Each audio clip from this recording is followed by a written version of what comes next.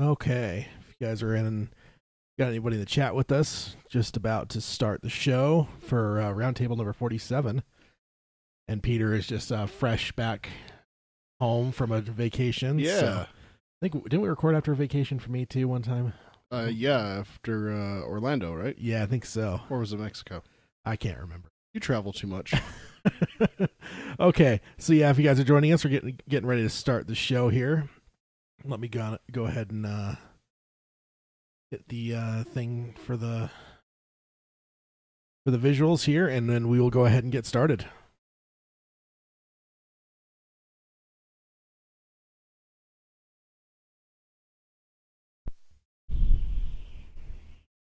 The Dark Tower by Stephen King. The man in black fled across the desert, and the gunslinger followed. Go then. There are other worlds than these. Death, but not for you, gunslinger.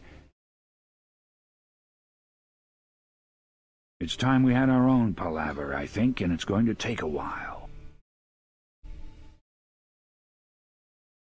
And yet, dauntless, the slug horn to my lips I set, and blew. Child Roland to the Dark Tower came. We are quartet, one from many. The palaver begin. Hello and welcome to Dark Tower Palaver. This is our podcast covering Stephen King's Magnum Opus, the Dark Tower series. My name is Tad. And I'm Peter. And we're here for roundtable number 47. 47. Yep, indeed. And we are, we're almost at 50, getting Yeah. close to that. I can't remember what show we're on with the book clubs included. I think we're up over 60, I think. So Yeah, sounds about right. yeah. So yeah, we're here for number 47. I think last time we teased that we'd have a lot of emails. I do want to get to some emails, but of course there is news that's happened. Well, I shouldn't say of course. I didn't expect as much news to be happening after the movie as before. So We got a lot? yeah, way more than I thought we did. But I think Oh. we should still have time to get to some emails as well. Okay. Yeah, as I was going through the emails, I'm like, man, we're way behind on those. But yeah, it's not, I guess it's not a bad thing. But yeah, we definitely want to get to everyone's emails. If you have sent one, don't concern yourself. We will get to it. It may just be a little bit more delayed than you may have anticipated. So we want to start off here. First of all, I want to warn you guys about spoilers. If anything in the 7 primary books of the Dark Tower series and any of the side things, including Went Through the Keyhole, comic books, any of that kind of stuff, can be spoiled during this podcast. So if you haven't finished the story and finished the journey with Roland and company, you may want to cry off this podcast and stick to our book club episodes. In the book club episodes, we don't ever go further than the steps that we are taking during the course of that podcast. So if you're in the middle of like book 3, I know we're only in book 2 for the book clubs, but that might be a safer place for you to listen. Also, you can find us on iTunes. You can stream us on Stitcher. And basically any podcast service that is out there. There's a lot of awesome third-party podcatchers, especially if you're like an Android person, you don't have iTunes on your phone. There's a lot of those out there, and we should be available on all of them. If you can be so kind as to subscribe, rate, and review us on iTunes, that would help. That helps the show a lot. It gets a lot of exposure. iTunes is definitely still one of the biggest drivers of podcasts, and as people get comments and reviews and stuff, it actually bumps them up, and that's how people get into like the featured stuff, which is obviously kind of a cool thing, and we'd love to be featured as Dark Tower Palaver. Yeah, we would. That'd be fun, especially, I don't know, because I still think there's probably some people out there that saw the movie and enjoyed it, and maybe they haven't found any podcasts yet. Yeah. We'd love for them to find us and join our quartet. Then last up for my portion here is the show notes will be at darktowerpalaver.com. That is where you can find the articles that I'm going to cover, as well as any visuals I show Peter, or YouTube clips. We've had all kinds of things over there. You can find that over there at darktowerpalaver.com. And also, we want you guys to be part of the podcast and part of the quartet, as you are. But Peter will tell you the best way to do that. Best way is to email us. It's darktowerpalaver@gmail.com. We're also on Facebook. It's facebook.com/darktowerpalaver. And then you can follow us on Twitter. That's the best way to reach Tad, actually, is @DarkTowerPod. That's @DarkTowerPod. You you want to stream us live or after we've gone live, if you want to stream along and see the visuals and everything like that, like Ted was just mentioning, you could do it on YouTube. It's youtube.com/Dark Tower Palaver. Yes, indeed. Yep, that is the way to find us and engage with us. Like Peter said, the YouTube has been a new thing for the last, I don't know, what would you say, 5-6 episodes, something like that. And ever since then, we have like a live chat going. We did some live shows early on when we did call-ins. We did like 1 or 2 of those, and then from then on it was always just recorded. But now we're back to this doing live pretty much all the time, which is a very interesting thing, and it's always fun to have people interacting. So if you want to be part of that, I would definitely recommend that.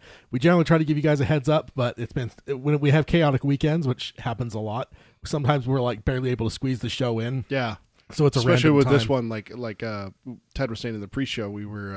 I'm just back from vacation, so yeah, it was a busy weekend indeed. Yeah, indeed. So that's definitely it throws off our times a little bit, but we try to move it around a little bit as well too, because we know we have international listeners as well as people here in the stateside, and we want to try to get it to where we have times that might work for everyone that might be, wanting to join in. We don't want to always do it when it's in the middle of the night in Europe, although I think that we might be something like that. Martin was in the chat just saying time difference about to hit the hay, so I'm guessing it must be late over there. I can never remember offhand what the time differences is between especially Utah and Europe. We caught Cody while he's mowing the lawn, so he can't listen live.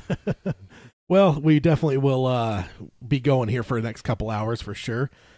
Then so let's see. Let's get on over to the news, of course, is the first thing that we want to get into. If you're new joining us, I guess we shouldn't just assume and say, of course. But generally, we'll go through the news, and with that, we kind of just go through in the order that the news broke, with very few exceptions. There's been some times that we had some really big like news stories, and I moved those up. But generally, I like to go through in the order that they happened, because sometimes they even build on each other a little bit. And then from there, we'll jump on over to the mailbag, because we definitely want to get to some of those. We still have some that are movie reactions, probably plenty, at least a show's worth of movie reactions, and then on to some other stuff as we get on the tail end of it. So the first one is kind of a surprise, and it's kind of one that lit up the at least maybe not the internet, but at least the Dark Tower corner of the internet quite a bit. And it was a Q&A that Cy King did about he was doing it with the Sleeping Beauties tour he wrote the new book Sleeping Beauties with his son Owen. He's done one with his other son, Joe Hill, which actually I'm going to pause real quick before we get into the story and just say I just finished Nosferatu recently, which is Joe Hill's book. And I bought it for one of my vacations for the plane, but I ended up just not really being in the mood to like listen to anything on the plane. I ended up actually just like reading comic books or something. And Nosferatu, I have to highly recommend to everyone. Like, honest to God, I kept forgetting it wasn't Stephen King, because like stylistically it's right, and also it's in the Stephen King universe. Oh, really? Like, they talk about like someone going to Shawshank Prison. I'm trying to remember something. There's a lot of references to Stephen King stuff to where it's like not references in like a cheeky way, but in a way where it's like this is in the world that it's a part of the universe. Yeah, I think it's on the level of the tower. Yeah, exactly. That's awesome. Yeah, so that's pretty interesting, and that's what I think. Even things like that may have been what kind of made me think, oh man, this is just Stephen King. Oh no, this is Joe Hill. But and that's not a bad way, and it's not a way to degrade him. I would say that it shows his quality as a writer, and I have some of his other books too that I'm gonna have to get on. But Nosferatu is really, really good. I really enjoyed it, and I just want to at least throw it out there to everyone in the Dark Tower realm. If especially some of you guys that are like madmen or madwomen that have read everything Stephen King, maybe jump on over to Joe Hill and give him a try. And Nosferatu is like a license plate number, so it's not necessarily spelled out. But yeah, it's a really good one, and highly recommend it. But sorry about the little segue, but now back on over to the King Q&A. Yeah. He's doing this tour of Sleeping Beauty, and this was actually posted by our buddies over at Lilia's Library, which is what the Stephen King podcast is associated with. And the website that they're associated with, one of the longest standing Stephen King websites. If you guys are new to the show, you may not know that, but if you've been around a while, you've heard us talk to Lou, and we've referenced them a number of times. We had Lou on the show once. Yeah, multiple times now. Yeah, that's right. Yeah, so we got so they posted this on their YouTube channel, and they did that on October 7th, 2017, and they credit it to Chris Webster from Kentville, Nova Scotia. So that is where I don't know if that's where the book signing was at, but that's at least who they're crediting. So let's I actually just have the audio, so let's go ahead and listen to the audio real quick, and we will react to it on the other side. Okay.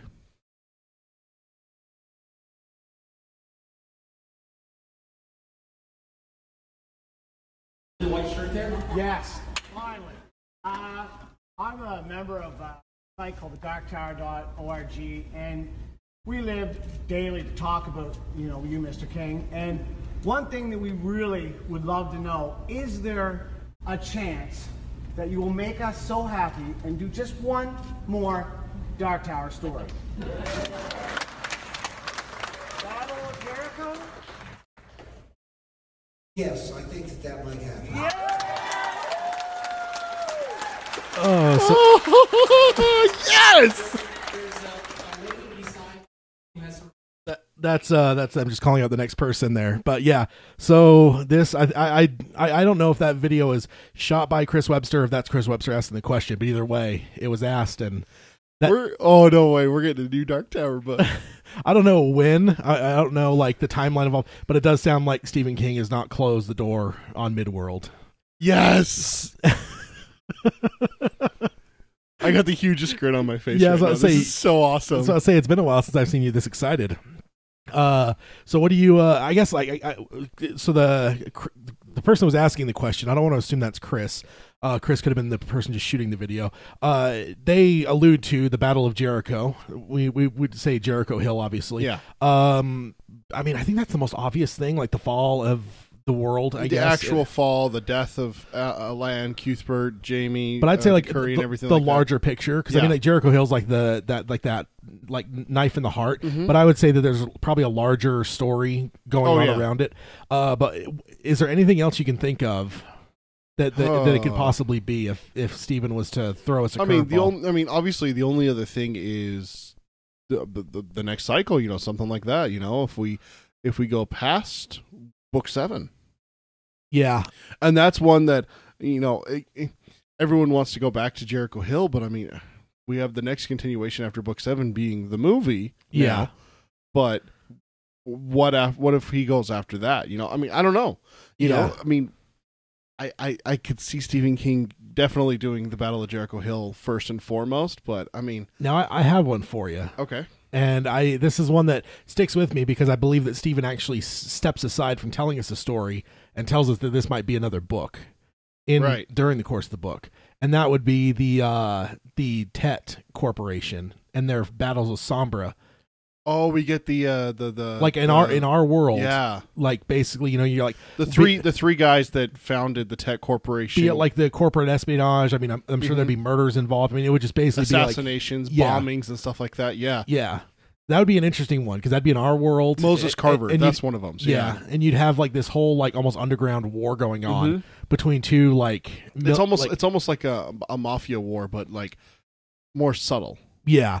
Yeah, with like exactly like a mafia war, but like I guess like it's always funny like some people say like the new age of mafia is now the corporations anyway. Yeah, like exactly. Mafia ran Vegas, now corporations run Vegas. It'd be basically like that, but yeah, you're doing it under the umbrella of two multi-million-dollar corporations that probably are billion-dollar. Yeah, so I just think that's one where Stephen King stepped aside during the course of the book and said this might be a story for another day, or but I can't remember how he words it, but there is a way where it's like that's something that's always stuck with me, where it's like, okay, he kind of knows that like this has a potential for more stories to tell. Yeah, and so like of course Jericho Hill comes to mind first, but I think that does come to mind, and also what if it was both? What if it was what if it was like a cross-cutting at the book? same time? Yeah. Because he does that a lot, where he bounces from one story to the other and everything like that. And that would be just so Dark Tower to have both our world and Midworld being represented in a way. Where you have a war that what happens on one side, and you have a war on the other side where you don't know what happens. It's very reminiscent of what kind of like what he did with it, before and after. Yeah. 27 years difference between the two and everything. And have the two stories progressing at the same time, even though they don't take place anywhere near the same timeline. Yeah. But they have a story. There's a beginning, a middle, and an end. A beginning, middle, and an end, and they progress together. Yeah. Now gets into this like kind of like a metaphysical type thing, but do you believe the world continues to exist beyond Roland's cycling back? Like does the world and the universe continue to exist, or is the whole world kind of in a loop to where like the moment that he gets to the top of the tower and goes through, like let's just say some dude named Larry is living in Colibrim Sturgis at the time that happens. Mm-hmm. Does he wake up the next day and continue to live, or does the whole thing kind of cycle back? I mean, that's a kind of a really big question, obviously, and kind of a weird one. But I just wonder that because if it does continue on, then the side with the tech corporation could go past what we've gone through in the books with the war, and maybe even come. And I think that it would, because I mean, you get told that Keystone Earth is linear. There is no going back. Yeah, so it makes me think. It makes me think that with the Rose, that one is always. That's the central highway. That one's always going. Yeah, and the Dark Tower and everything like that. But as for Roland's tale and everything like that, I imagine that parts of it are definitely getting looped. Yeah, so Roland says the rest Toll, the Kalas, Lud, all of that, the places that he goes to, unless he doesn't go there anymore. And that's the thing that like it comes into like some of the more sci-fi elements is that Roland never cycles back onto the same world because that world continues to exist as it was, and like it's just a different level of the tower every time. It's a different level. Okay. That's what I like that one. That's what I'm going with. So like Toll, like Sylvia Pittston that he kills in the book, he would never encounter her again because she was destroyed. If he encounters her again, it's a twinner from another level of the tower. Or he's just instantly on another level of the tower, and that's Sylvia Pittston.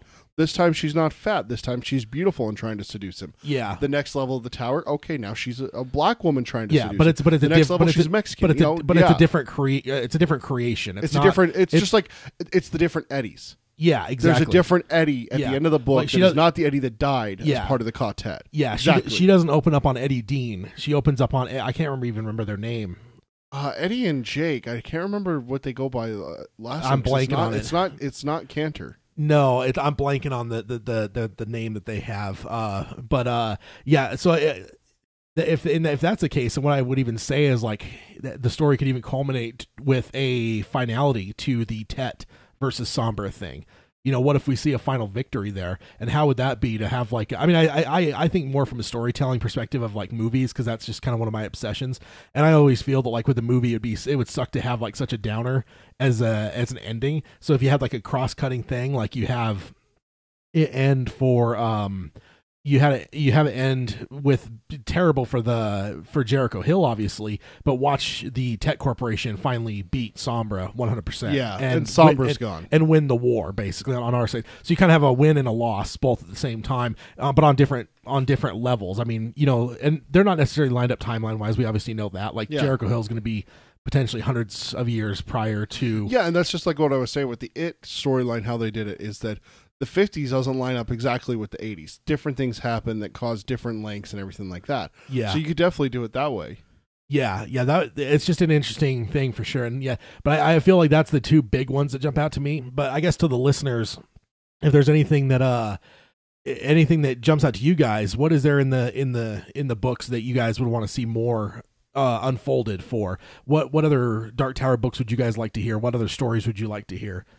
Looks like in the chat there, so Martin's taking off. So Martin, long days and pleasant nights. Thanks for joining us. If we get to emails long enough, I definitely have one of yours in the mailbag. So yeah, I guess you'll be hearing the rest of this on the podcast. So thanks for joining us in the chat for a short time. But yeah, no. So for all the listeners, whether you're in the chat or whether you guys just want to email in, let us know what are some ideas you guys have. Like what would you like to hear more of from the world of the Dark Tower, be it Midworld, our world, both worlds, or whatever. Because I mean, or would you want to see, like, would you trade it for a different version of the Dark Towers? Like, what if he, instead of writing a new book, what if he went back and, like he did with the first book and did that with the rest of the books? Because he always said that those are like rough drafts, and he always considered going back and working on them more.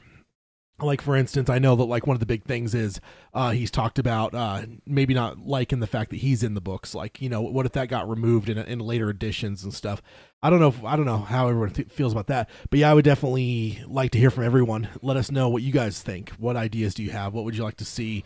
And I don't know. Like, I hope it's soon. Like, I would love if it was next year. Yeah, exactly. That's what I'm thinking. 2018. Yeah. What would that'd be 10 years from the last one. Yeah, Went Through the Keyhole was 08. 2008, so that'd be 10 years. Every 10 years we get a new Dark Tower book. Well, it hasn't been a regular 10-year interval, but that is a significant amount of time. Yeah. Like most of the series, so.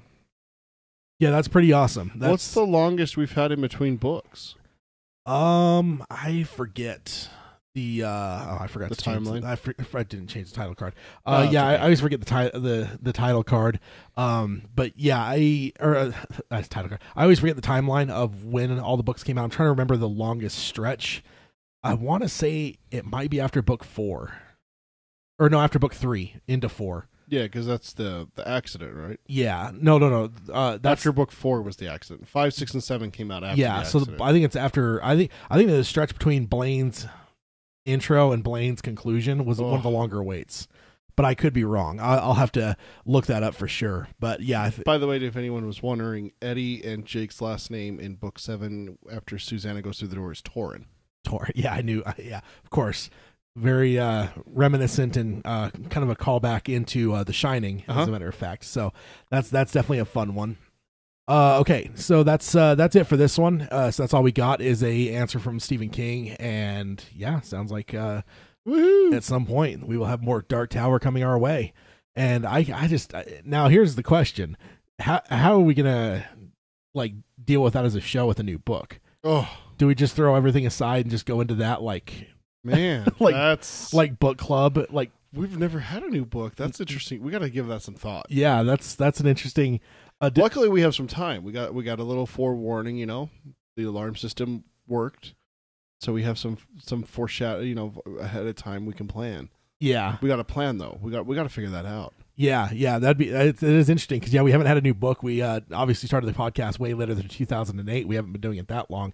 And so we haven't had a new book yet, so that'll be really interesting to see, the way we go about it. Even it'd be interesting. Yeah, because we've never even done the comics or anything like that have come out. So. No, I mean because we've talked about the comics will probably just be part of our book club series and just kind of go through those, or maybe even just do a full roundtable just talking about the comics, or I don't know, maybe that might even call for multiple. Did I tell you that I got one for free?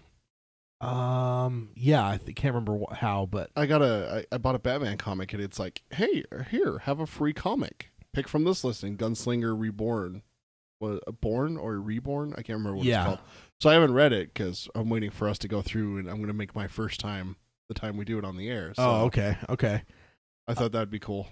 All right, that's I've read a little bit of that. I need to go through and just buy the omnibus so I can kind of go through it all and just read them all. But I know that it seems like now they're kind of going into what the books have covered and going through that kind of stuff. So yeah, that's what we got from Mr. King at his Sleeping Beauty signing. So that's always fun. I believe it was actually at another signing back in the day when he announced Went Through the Keyhole, as a matter of fact. It seems like really? These book signings are good times for obviously fans to ask him questions, and it seems like he's always willing to say yes. I think that's when we kind of got because that was even more confusing for people because they're just like, wait, how would you do another Dark Tower book? It's mostly finalized.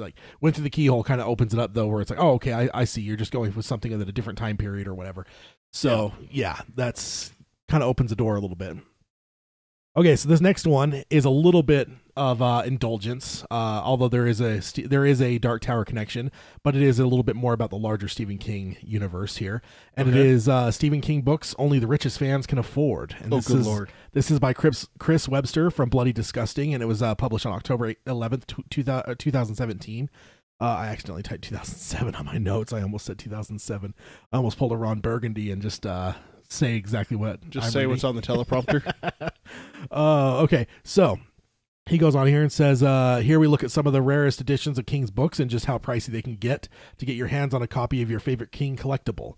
So the first one, and I'm just going to go through in the order that this guy has it in. I didn't want to just highlight the Dark Tower one because I think the rest of these are really interesting.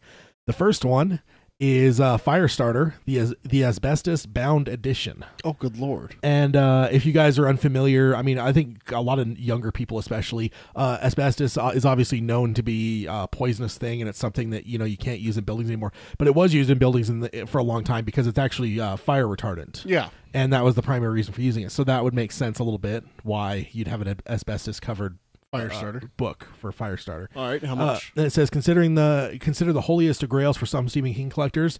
This very rare asbestos bound edition of the Stephen King's Firestarter can be found online, selling for as much as $23,867.50. Good Lord. Wait, is this the lowest one that we're going through, or is this the highest one? I think this is probably the highest. I think the rest. Okay. I mean, but they're all considerable for the amount of money that they cost. I just didn't know if we were going low to high, high to low. No, just the order this guy has it in. I think this is the highest because he calls it the holiest of grails. Then he goes on and says the edition was published by Fantasia Press in 1980 and is a first special edition of a Stephen King novel. It is rumored that only 25 lettered copies are printed and signed by Stephen King. So yeah, if you're talking such a limited amount, that would obviously make sense why it's as pricey as it is. Then the next one is kind of an interesting one, is The Plant. And it says The Plant is an unfinished serial novel published by Stephen King in 1982-1985. It was written privately, not for publishers. King playfully distributed some of the stories to friends as Christmas cards. King's Philanthropy Press produced the above 3 installments before the story was ultimately shelved, but these original editions are incredibly sought after collector's items now. The set currently goes for $14,000. Oh. So that's like a kind of like an unreleased type thing, so that's kind of cool. The next up is The Stand, Coffin Box Edition. And this is it says Doubleday published this wonderfully macabre leather-bound edition of The Stand in 1990. And honestly, I wish I was like a little bit older to where I could have appreciated that, because dude, I'd love a leather-bound copy of The Stand. Yeah. That'd be incredible. And it says in 1990, titled The Stand, the complete and uncut edition. It was limited to 1,250 numbered copies and 52 lettered copies. The edition has famously been referred to as the Coffin Edition, as it comes housed in an enormous black wooden case. If you're lucky enough to find copies in good condition, they can run anywhere between $2,000 and $13,000. Okay, and now here obviously is the reason that we're talking about this, and it is the Gunslinger, the limited first print. And there's the cover for it. Kind of a cool cover. Oh yeah, cool artwork there. This is the description that he has. It says it took Stephen King more than 12 years to finish the first novel in what is become known as the Dark Tower series. The book was first published by Donald M. Grant Publishers as a limited edition book in 1982, where only 10,000 copies of it were published. As you can imagine, the book quickly sold out. When the novel Pet Sematary listed the Dark Tower in the front flap as a previous work, fans reportedly started calling Doubleday, wondering where on earth this book was available. This flash demand is what led to another print run and increase in popularity. But this first edition version is very sought after and very, very rare, with copies in good condition, usually selling for $10,000.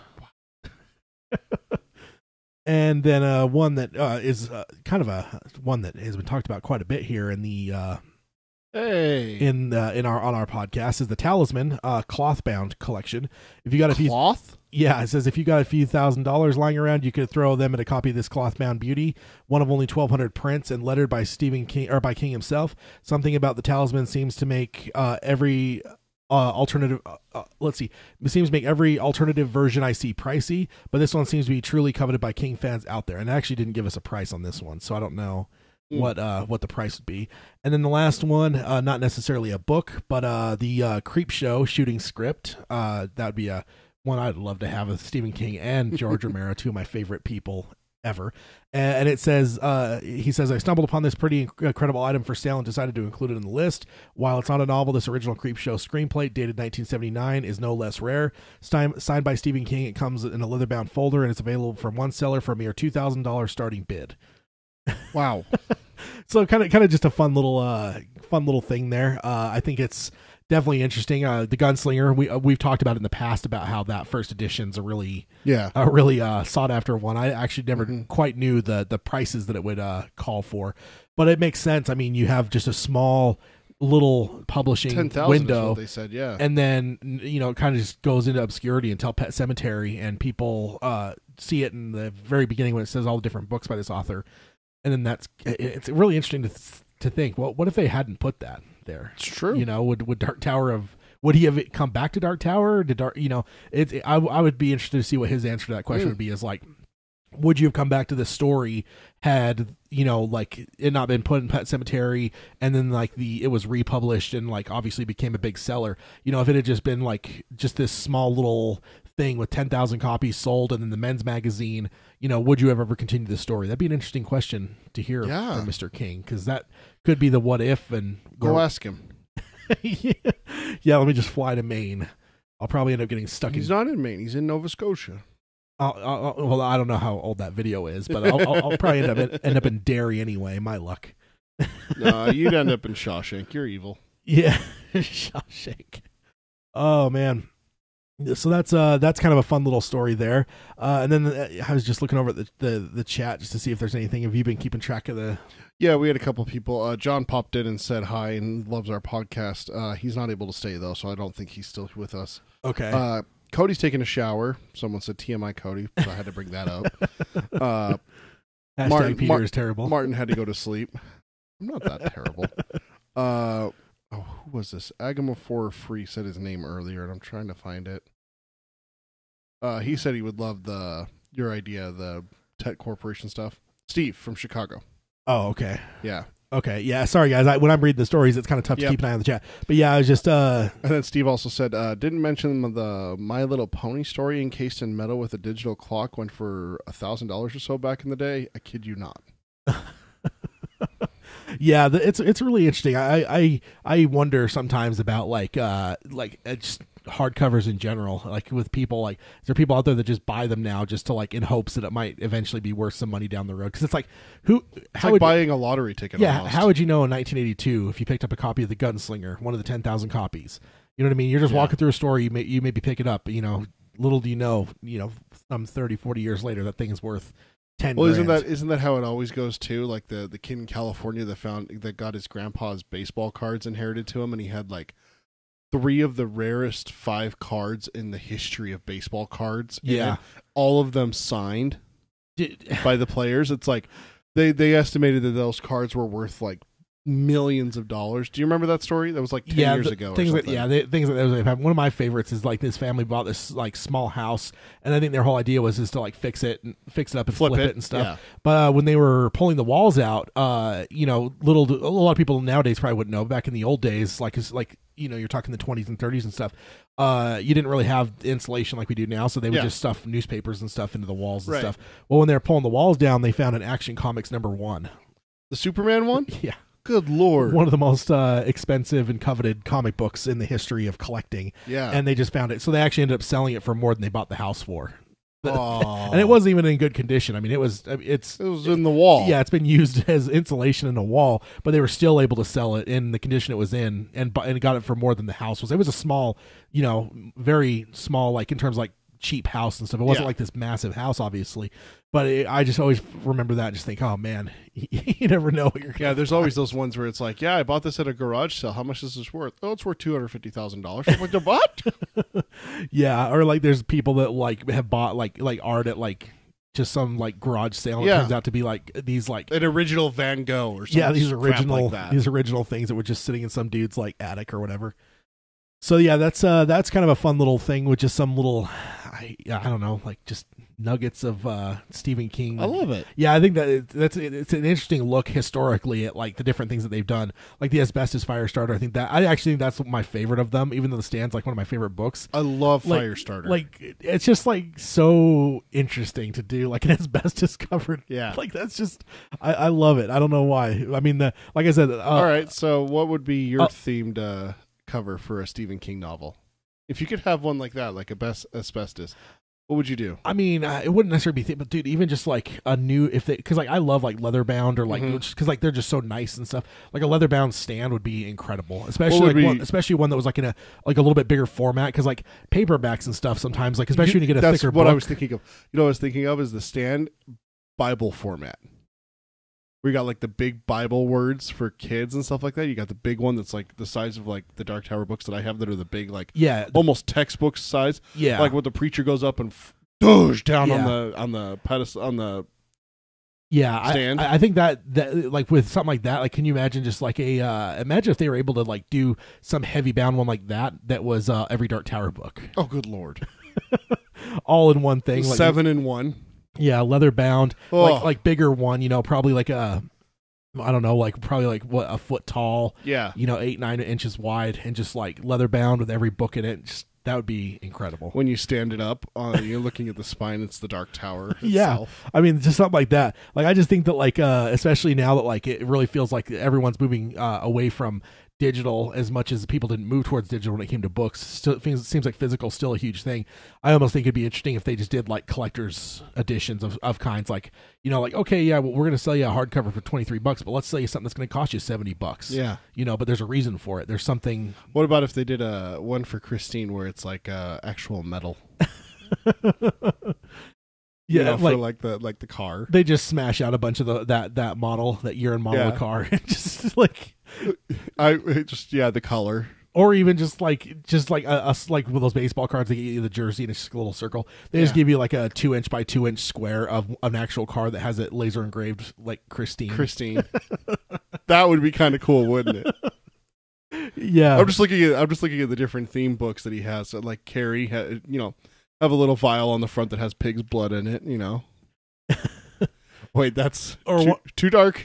Or you have like the thing where it's like the plastic encased and like blood just flows up and down it, like those. Oh, like the freaking knives, the Halloween knives, where like you turn it upside down and the blood flows down. Yeah, indeed.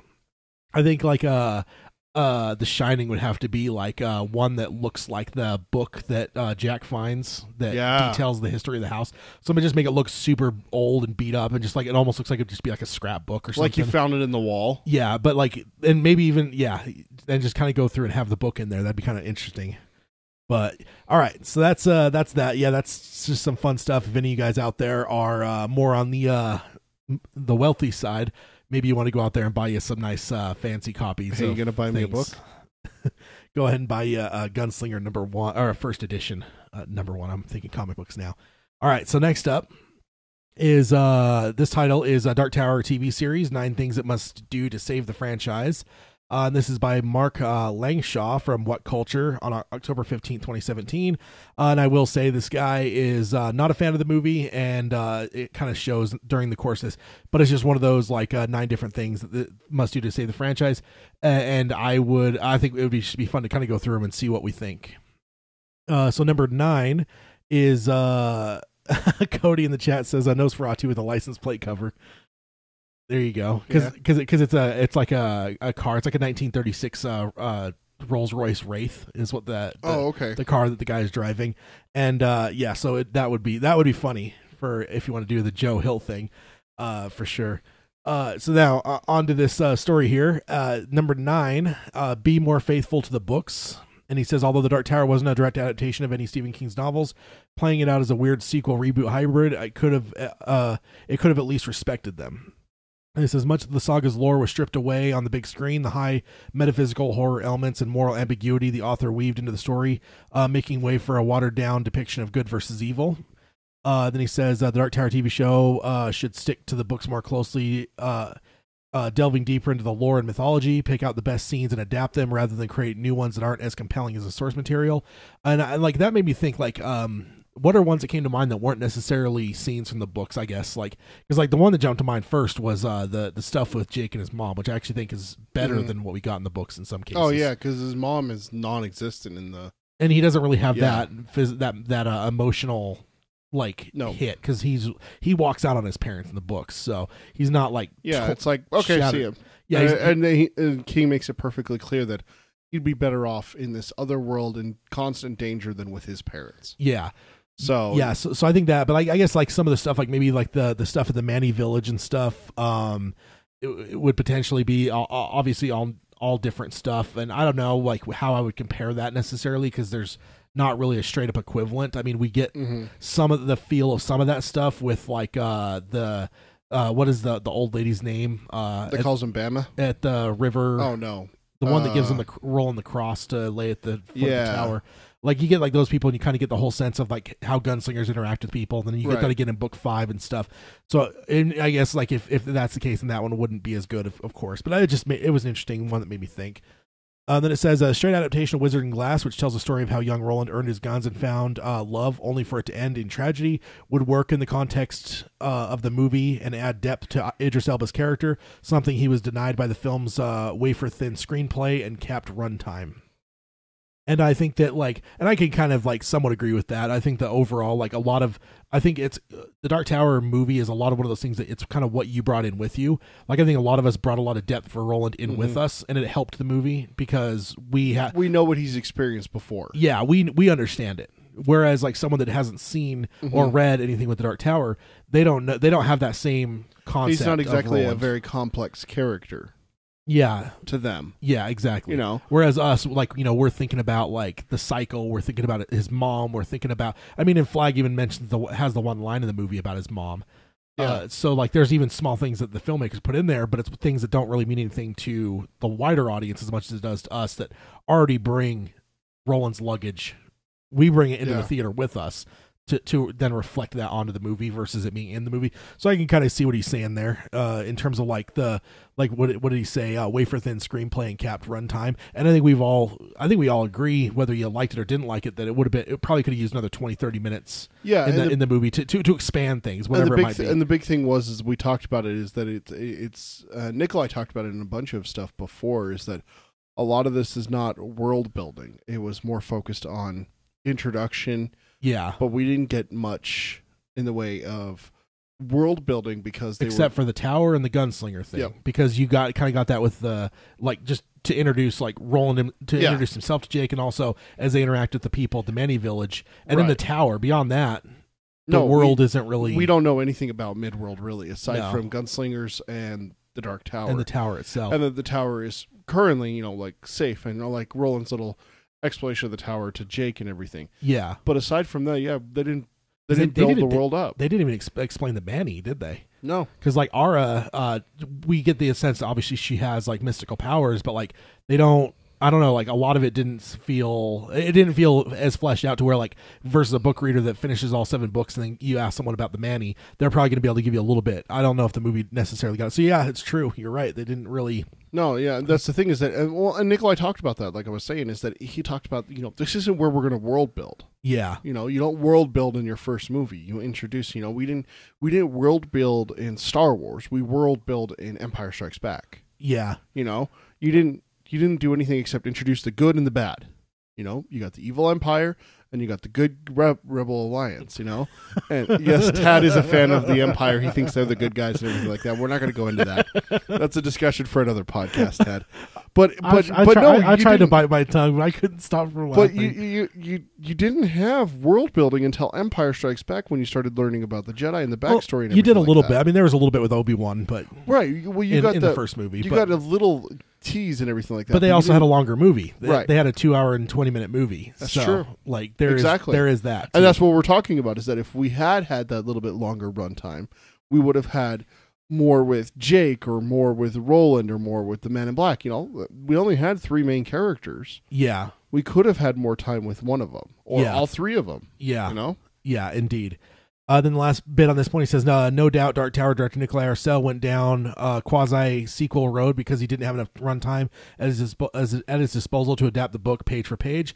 This isn't a problem the TV show will have, and it should take full advantage of that. And that's, as Steve just said in the chat, they probably chopped those details out. Yeah. Just cut it down. Yeah, for sure. And I think that, like, I think we, even the last couple episodes, we've talked pretty much at length about the benefits that TV would offer that the movies don't have. So. Yeah.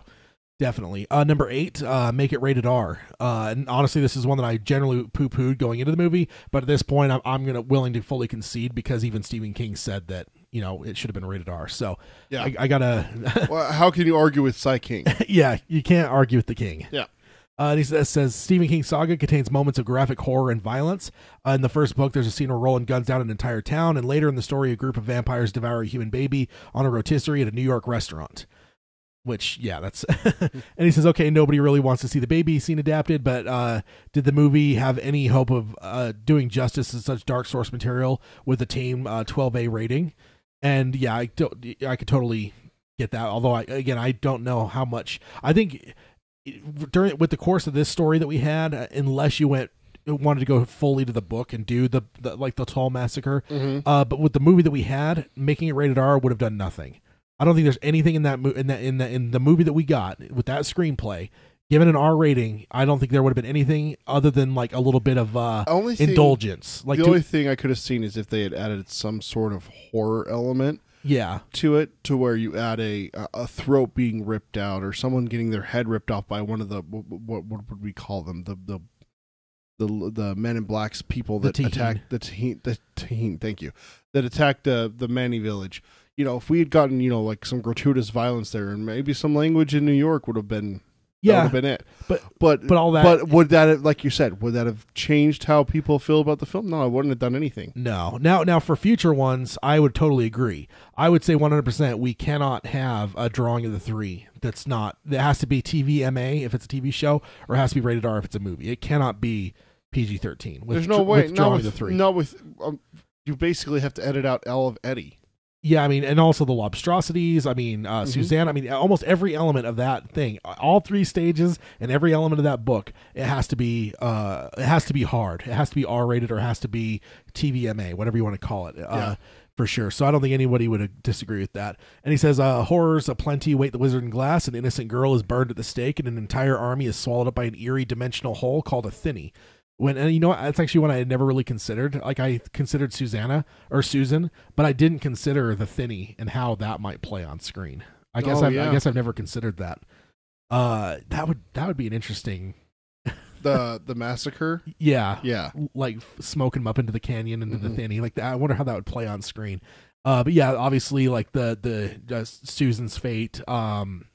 There's a lot of other stuff in there. Well, lovemaking can be easily PG-13 if we wanted to, but it doesn't have to be as long as you make her old enough. That's the big thing, is that she was 14 in the book. Yeah, he was 14 in the book. I think they were both about the same age, though. She was 15, I think. Yeah, they're about the same age. Yeah, so you got to make them a little bit older if we're going to do that. I don't think most audiences would follow a 14-year-old doing the kind of things that Roland would do anyway. No. I think it's going to be really hard to sell that, especially because everyone seems to be so phobic about young adult stuff anyway. You know what I mean? Like, all the people that have been bitching that the Dark Tower movie, oh, it's just a young adult, no, you know, whatever. Like, dude, they would eat it up if it turned out that they cast some 14-year-old kid to play Roland. Like, that crowd would just amplify as see, they're trying to make everything, not really even knowing in some cases the source material. They would just be bitching that, you know, oh, they're just trying to do this young adult thing, and even if you did it rated at TVMA, but I think you'd have to age him up to at least 16 to 18 to make it a little bit more believable with the abilities that he has, in my opinion. Yeah, and Lydia just said in the chat what I was going to bring up. I know filmmakers want to go for the sweet spot PG-13, but I think these books are better suited for a darker adaptation. I was going to say, why would they take an adult novel and try and make it, like you were saying, what were you saying, young teen? Young adult? Yeah, young adult. Like the Hunger Games, like the Maze Twilight, Runner, all that crap. There's all this stuff that's been coming out for the last almost decade now. That's almost a new industry. Actually, I saw Harry Potter. Yeah, I was gonna say Harry Potter. One of these articles mentions young adult starting with Harry Potter. That being the first one. Yeah, and it's obviously, we've seen that rated R movies can make money. Look at what it did. Look at what Deadpool did with a comedy. Yeah, I was just biding my time to answer what you got done to tell Lydia that, like, I don't think PG-13 is a sweet spot anymore. No, it's not. I think you're going to start to see a huge wave of rated R movies because of Deadpool and because of now it being one of the most successful movies of all time, for especially in the rated R realm. You are going to see a huge. I almost wonder if it's going to shift horror movies away from PG-13 altogether. I mean, there's going to be some that are in the hopper that have been in the works for a while. Yep. But here in about 2 years, you know, maybe if I had a memory, I'd say, you know, I'll talk about it in 2 years on the show here. But in 2 years, I bet you anything, almost every horror movie coming out will be rated R. Can we get a fan that's going to be our reminder guy? To send reminders, and then 2 years from now, to send us an email being like, hey, remember, Ted, you were going to talk about rated R horror movies. But it's one of those things, like, I bet you anything that once you cycle through the stuff that's in the hopper now, you're going to start to see horror movies going very R-rated, because it just proved that PG-13, like, the R can sell. If you make it good, they will come. Yeah. It's that simple. It's not a matter of what rating it is anymore. It's not a matter of, oh, you know what? I don't want to see this blood-splashing Texas Chainsaw Massacre remake. I'll go see this PG-13 What Lies Beneath instead. Yeah. It doesn't matter. If you make a good movie, people are going to go see it. And it doesn't have to be opening weekend. That's one of the things we've also seen with movies is where opening weekend, it does well. The second week, all of a sudden it explodes because people go and say, word of mouth. You've got to go see this movie. Look at what it did. Yeah. It did still fantastic. And I still think with Halloween coming up, it's going to have another resurgence. Yeah, I was thinking that the other night in bed. I was like, I bet you I hope they keep, because I was looking at show times for different movies, and I saw its show times are getting a little bit thinner. I'm like, God, I hope they hold it a little bit further, because once Halloween comes, you're going to see a huge. I think you're going to see a lot of people going, I want to go see a horror movie, and I think if you have it in theaters, they'll still go see it. Yeah, the people go see it still. Yeah. So Steve points out that Dunkirk was R. Yeah, and it was still artistic and quality shot. Well, they just had the trailer for that the X-Men, that horror X-Men thing that they're doing. I still haven't watched that. You told me about it right before I left for my vacation. I forgot to watch it. Yeah, so they have that coming too. So I think that's like maybe one of the first like canary in the coal mine things where I can look at and say that, okay, yeah, people are going to start embracing R-rated. And that's obviously being made because of the response to Deadpool. But I'm just wondering if it is going to shift things. And I think Lydia here in the chat says it's too bad Dark Tower didn't come out a few years after it. And I actually would agree with that. I think if it did, it would have been rated R. I bet you. Absolutely. I bet you it would have. I think they would have realized that, you know what, there's already an audience for it. Maybe not as big as it. Would you call the Dark Tower fan base, book-wise, Stephen King fan base for Dark Tower, larger than it? I'd say yes for the books. But the miniseries has created millions of people as fans back in the 90s. With it. So I would say it easily trumps Dark Tower because of the Tim Curry miniseries. Okay. You know, because we actually had that whole thing that was talking about the guy saying like it's just like Beauty and the Beast. Like Beauty and the Beast, the cartoon came out about the same time that it did. So all the people that saw that as young kids are now in that age range where they're 18 to 26 years old or whatever it might be age-wise. And so like it's a nostalgic thing for them. Even taking their kids to see it. Yeah. You know. I saw some people bringing kids to it. I was meaning Beauty and the Beast. Wow, you're terrible. No, that's the way kids need to be exposed to this, especially it.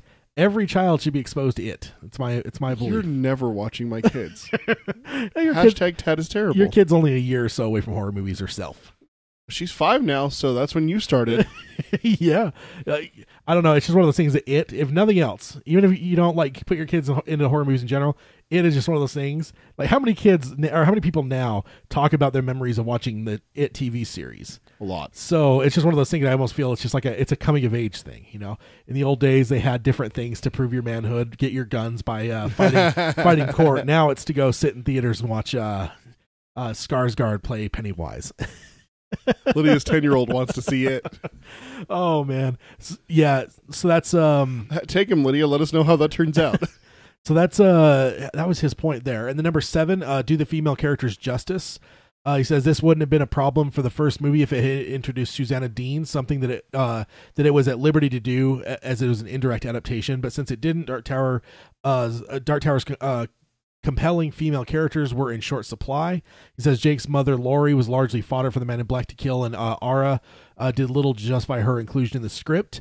Although I disagree. I think that she was fantastic. Ara was fantastic. I thought she was good. The small scenes that she was there, I thought she knocked it out of the park. I thought she did a really incredible job. And also, Catherine Winnick playing Jake's mom did a great job too. I mean, of course, I love Catherine Winnick. Of course, they're not huge roles for sure, and that's something I never considered too. Is he's saying that because they were taking liberties of the story, that they could have introduced Susanna.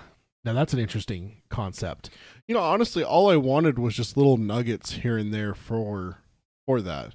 Yeah. For them. I mean, I already talked about the Eddie one. Just make it so, you know, Jake crossing the street to go to Dutch Hill. Or the Eddie, get back in the house. That's all I needed. Yeah. That's all I need. And then, you know, make a what would have been really awesome is while they're sitting in the hospital after the talking raccoon commercial, have an announcement about what is it, Holmes Dental? Yeah. Like little things like that. Give me just something. Or H or E Dean on the message board when he's asking about the house. Oh yeah. I think that's one of their biggest misses. The one that says that's by my old house or whatever. That's by my house. Like that. Yeah, that's Brooklyn. That should have just been E Dean or something. I don't know. That's something to give us the E Deaninator or some stupid screen name. Yeah, that's one of the ones where it's like, oh man, just for an Easter egg wise, that would have killed. And he says the TV show can atone for this by getting the women of Wizard and Glass right. Roland's love interest, Susan Delgado, presents an opportunity for the tough and ultimately tragic leading lady, while Rhea of the Coos is your classic literary witch, a chance to ramp up the show's horror element with the appropriate casting. Absolutely. And I know you can't wait to see Rhea on screen as much as you love Rhea. Oh man. Mainly, I just can't stand the idea of seeing a woman who's already hideous becoming more hideous through the course of the show. During the course of the movie, yeah. Like that, well, show. If we or the if show, we go, that's true. Show, yeah. Yeah, sorry, that's what I meant. Yeah. I just picture someone just like, old and haggard and and then just becoming even more blah. Yeah, it's like the scene in Last Crusade after he drinks from the wrong cup. It's gonna You chose poorly. during the course of the show. That's gonna happen to the person. They're just Yeah. gonna slowly degrade till they're basically a skeleton. That's what they say is yeah, that a couple times she surprises someone and they think they she's a think skeleton she's a skeleton by the end. Yeah. Yeah. So.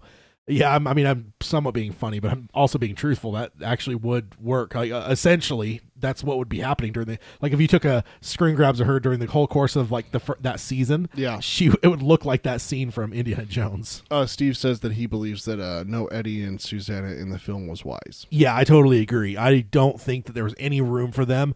Even if they had an extra 20-30 minutes, you can't force them in there.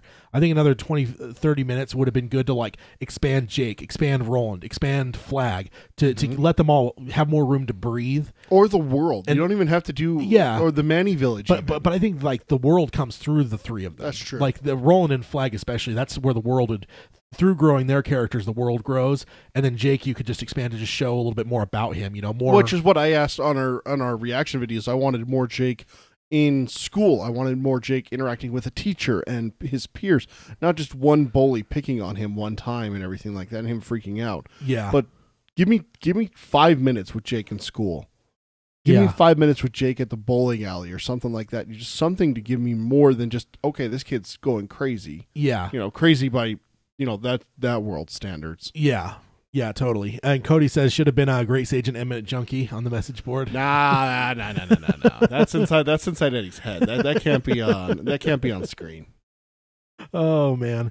Okay, and then the last thing he says for this point, he says, and who knows if the show should run long enough and be pick up the movie timeline, it could even introduce Susanna and her husband Eddie, a move that would bring two fan favorite characters into the fold. And of course, that would obviously, and I would say that the show is going to have to do a little bit of work with Susanna because so much of her stuff is the Mordred stuff, and if they don't want to go that route and do Mordred, they're really gonna have to figure out a way to bring her into the fold more. Eddie has his moment, with the key and all that kind of stuff. He has these the key and Blaine, these high spots. Jake has these high spots, but outside of if you remove the Mordred stuff, Susanna loses her spots. So I think it's one of those things you'd have to. But that's almost a good thing because that gives you freedoms to do a lot of stuff to make her that much better. You could do whatever you want with her. Yeah, you could make her any kind of character instead of the you can still do the split personality, but then it's not going to be the mother of Mordred and stuff like that. Honestly, you could still. What if she's just fighting the multiple personality thing, trying to suppress it, right? trying to stop Adetta from trying to kill everyone? Just have this whole struggle going on with her the whole time, as she's trying to stop this this creature from coming out of her soul, whatever it might be. It could be that, and you could add something to where as it progresses, there's some moment when she's, maybe it's even the Kala, that be her moment, rather than her whatever, make that be her moment that she shines. I guess she kind of does in the books, with leading the women stuff, but with the Ariza plates. But I don't know, maybe even amplify that more to where she ends up being the one that is the reason that battle goes the way it does, and she saves someone. Yeah, just you could do things like that to just small things. I'm not even necessarily saying that King wrote Susanna in a bad way. I'm just saying that one of her biggest points is potentially one that might get removed. I would honestly, if it were me in charge, I'd probably drop Mordred. I would. There's just I don't know. It just feels like you change it from Mordred to Flag. Yeah, I mean, Flag would fill that role. What if Flag would be the one that like gets at the end, like kills Oi or whatever, and like what else is? I guess killing Flag is the other thing that Mordred does. That's his two big accomplishments. Yeah, that's about it. But and then with Flag, like you leave that for the showdown with Roland at the foot of the tower, or whatever it might be. I mean, that's what I would do personally, just because I feel that like for the course of a show. It may be easier to streamline it. Okay, let's put you in charge of the show. Let's say the show gets hugely successful, so they go on past book 4. Yeah. All right, so we're going to pick up Roland and Jake after the movie. Yeah, so it'd be now they're going to be in the movie. Now we're going to have Drawing of the 3 with Jake and Roland. Okay? Yeah. What would you do with Susanna at the end? Are you going to keep it going where obviously we don't want Stephen King. He said that he doesn't want to be included. Okay, so Eddie's going to die at Cancan Ray. You know what you could even do is increase. Not Cancan. Then if you don't have King, increase that element to rather than being like we got to keep him alive to continue writing the books. What about if it's the Rose? The Rose, and make it be then that her relative that owns that land or whatever, and like he's the one that they're coming after. What if it's a tie-in to the new book, and like you're talking about the Ted Corporation versus the Somber Corporation, and there's a battle there. Yeah, and you tie that from that book. That book comes out. I mean, obviously, we'll hope for. Okay, let's say it comes out next year.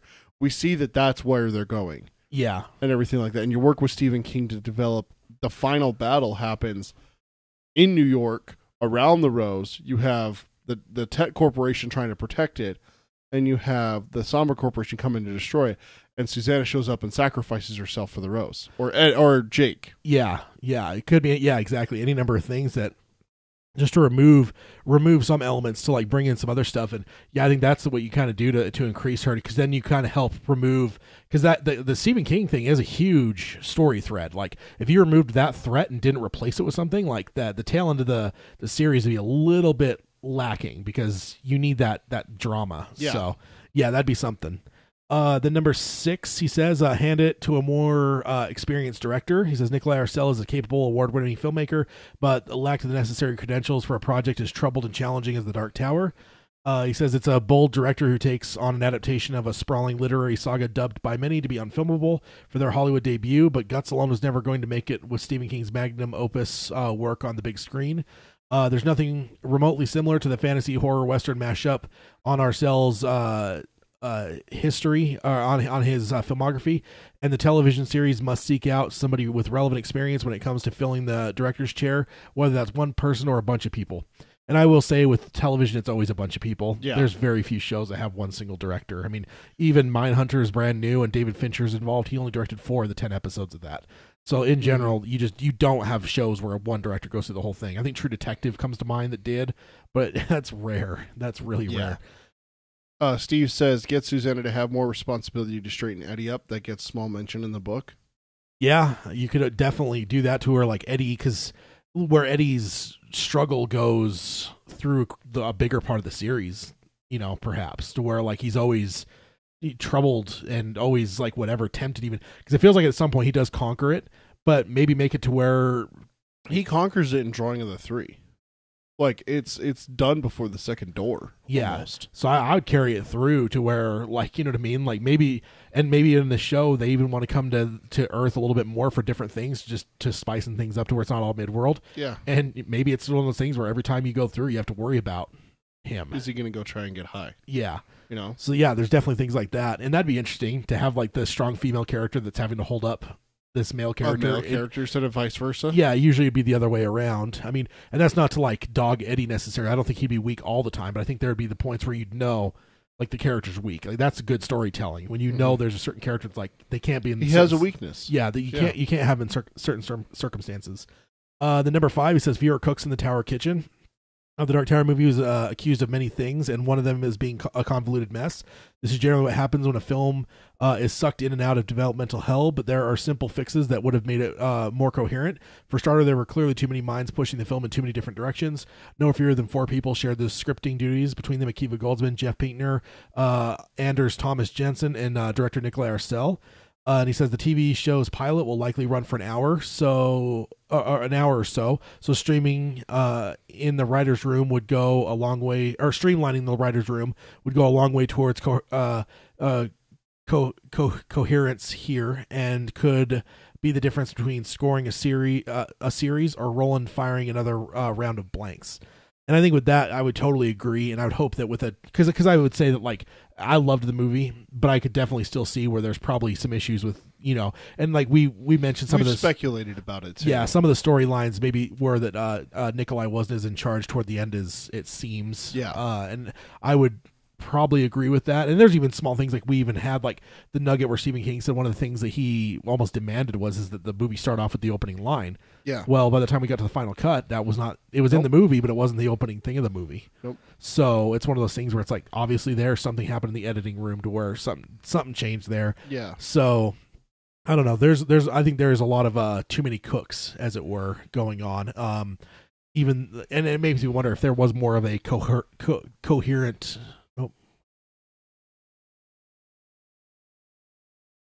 Oh, there we go. Sorry, guys. Looks like we stuttered on the stream for a second.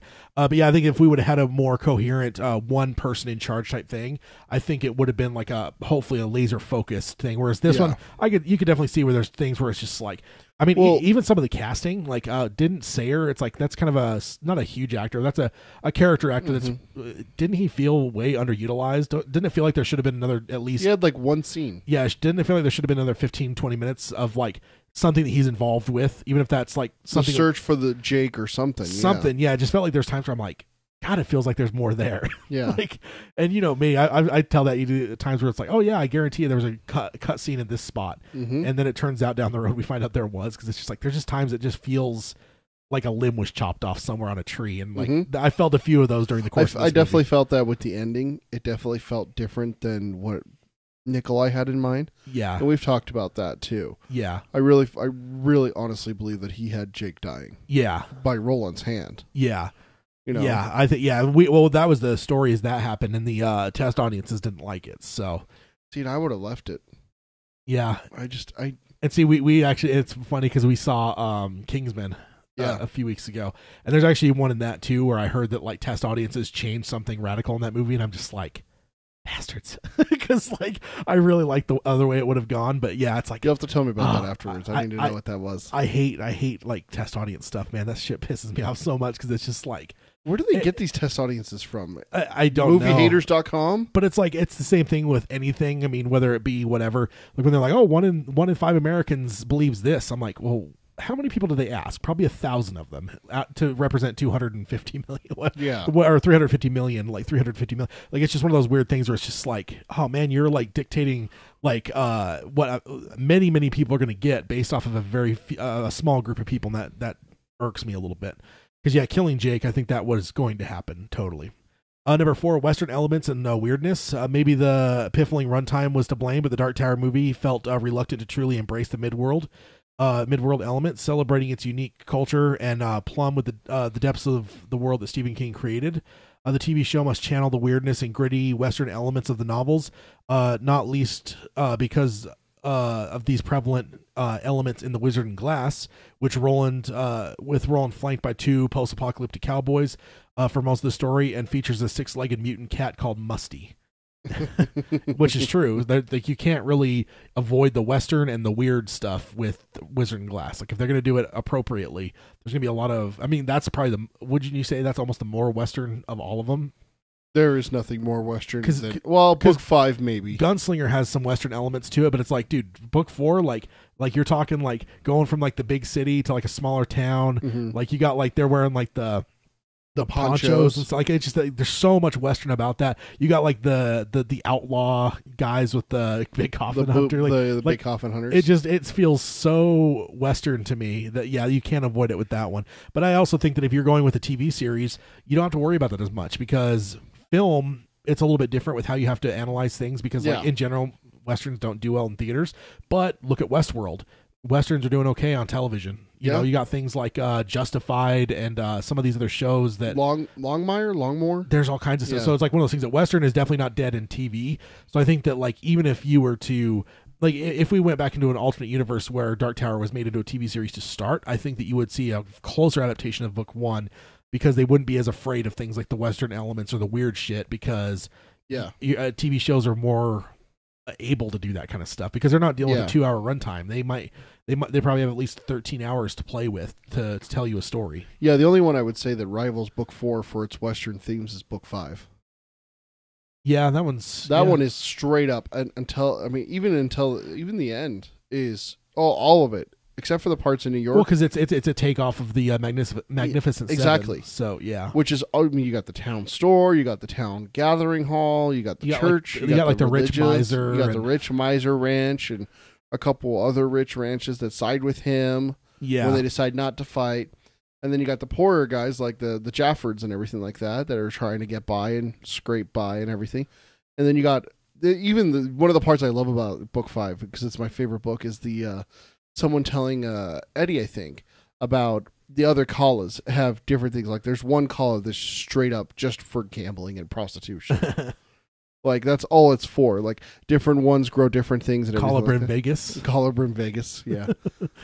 Yeah, no, totally. I totally agree. And then Steve says Little Shop of Horrors had a sad ending that test audiences hated, so they changed it pretty successfully. Yeah, I mean, I'm sure there's times that it does. I think like there's stories out there, but I think that's one of those things like I think there's just times where maybe they just missed and then like test audiences helped them catch it. But I don't think Killing Jake qualifies. I think that's just one of those things where it's just like, that's almost one of those things that's something where test audiences were not going to accept a Dark Towerism.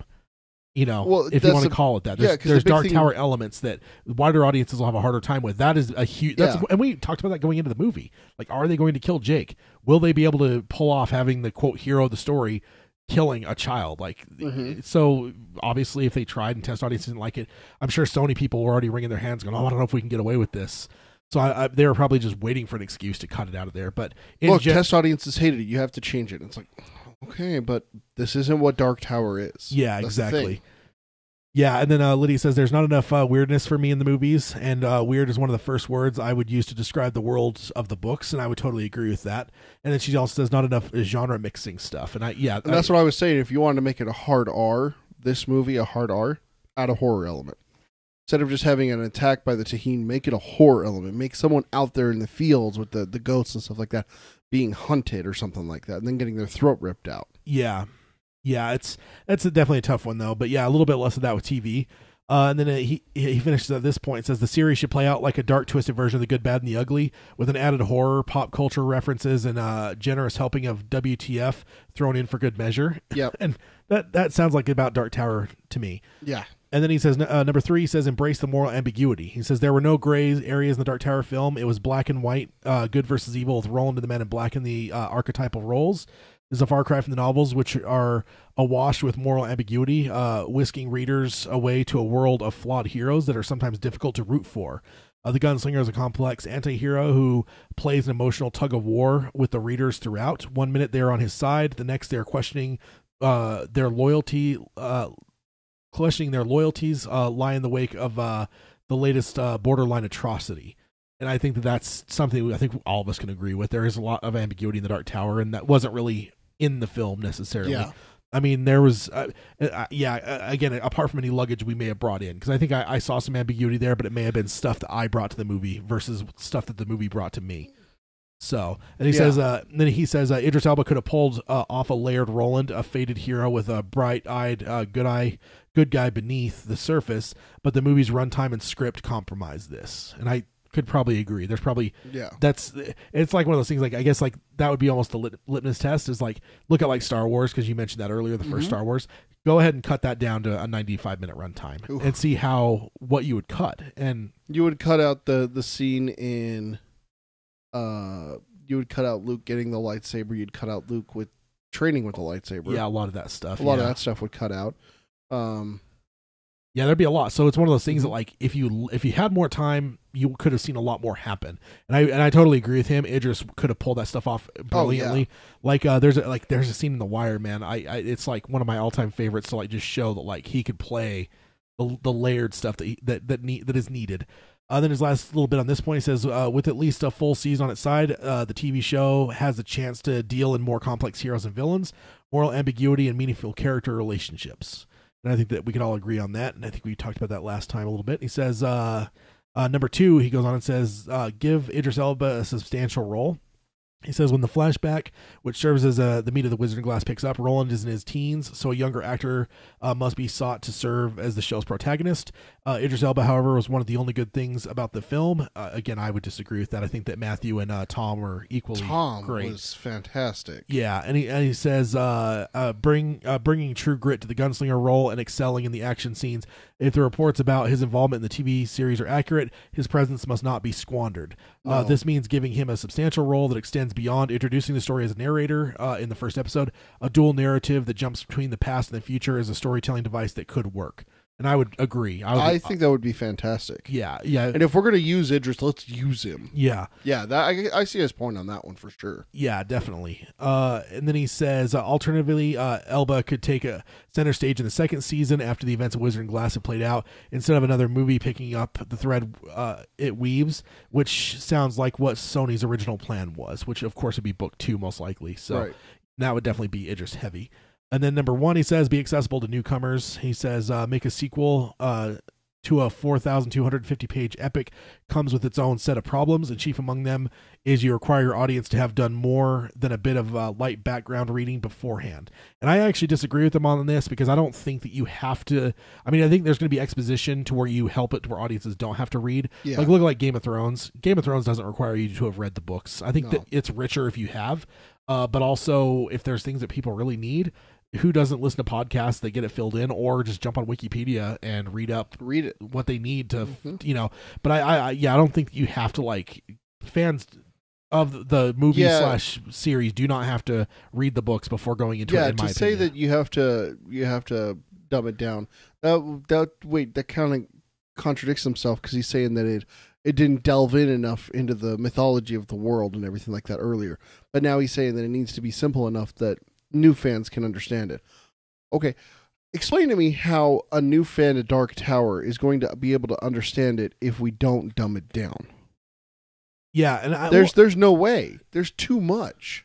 Well, I think there's because the good thing is, and that's why I always tell people, like, the whole idea of like focusing on Jake, people are still just hounding that about a bad idea, and I'm like, no, it's not. That's the only way you could really approach this, because with doing that, you're able to get away with exposition that allows you to explain the world without being just painfully exposition.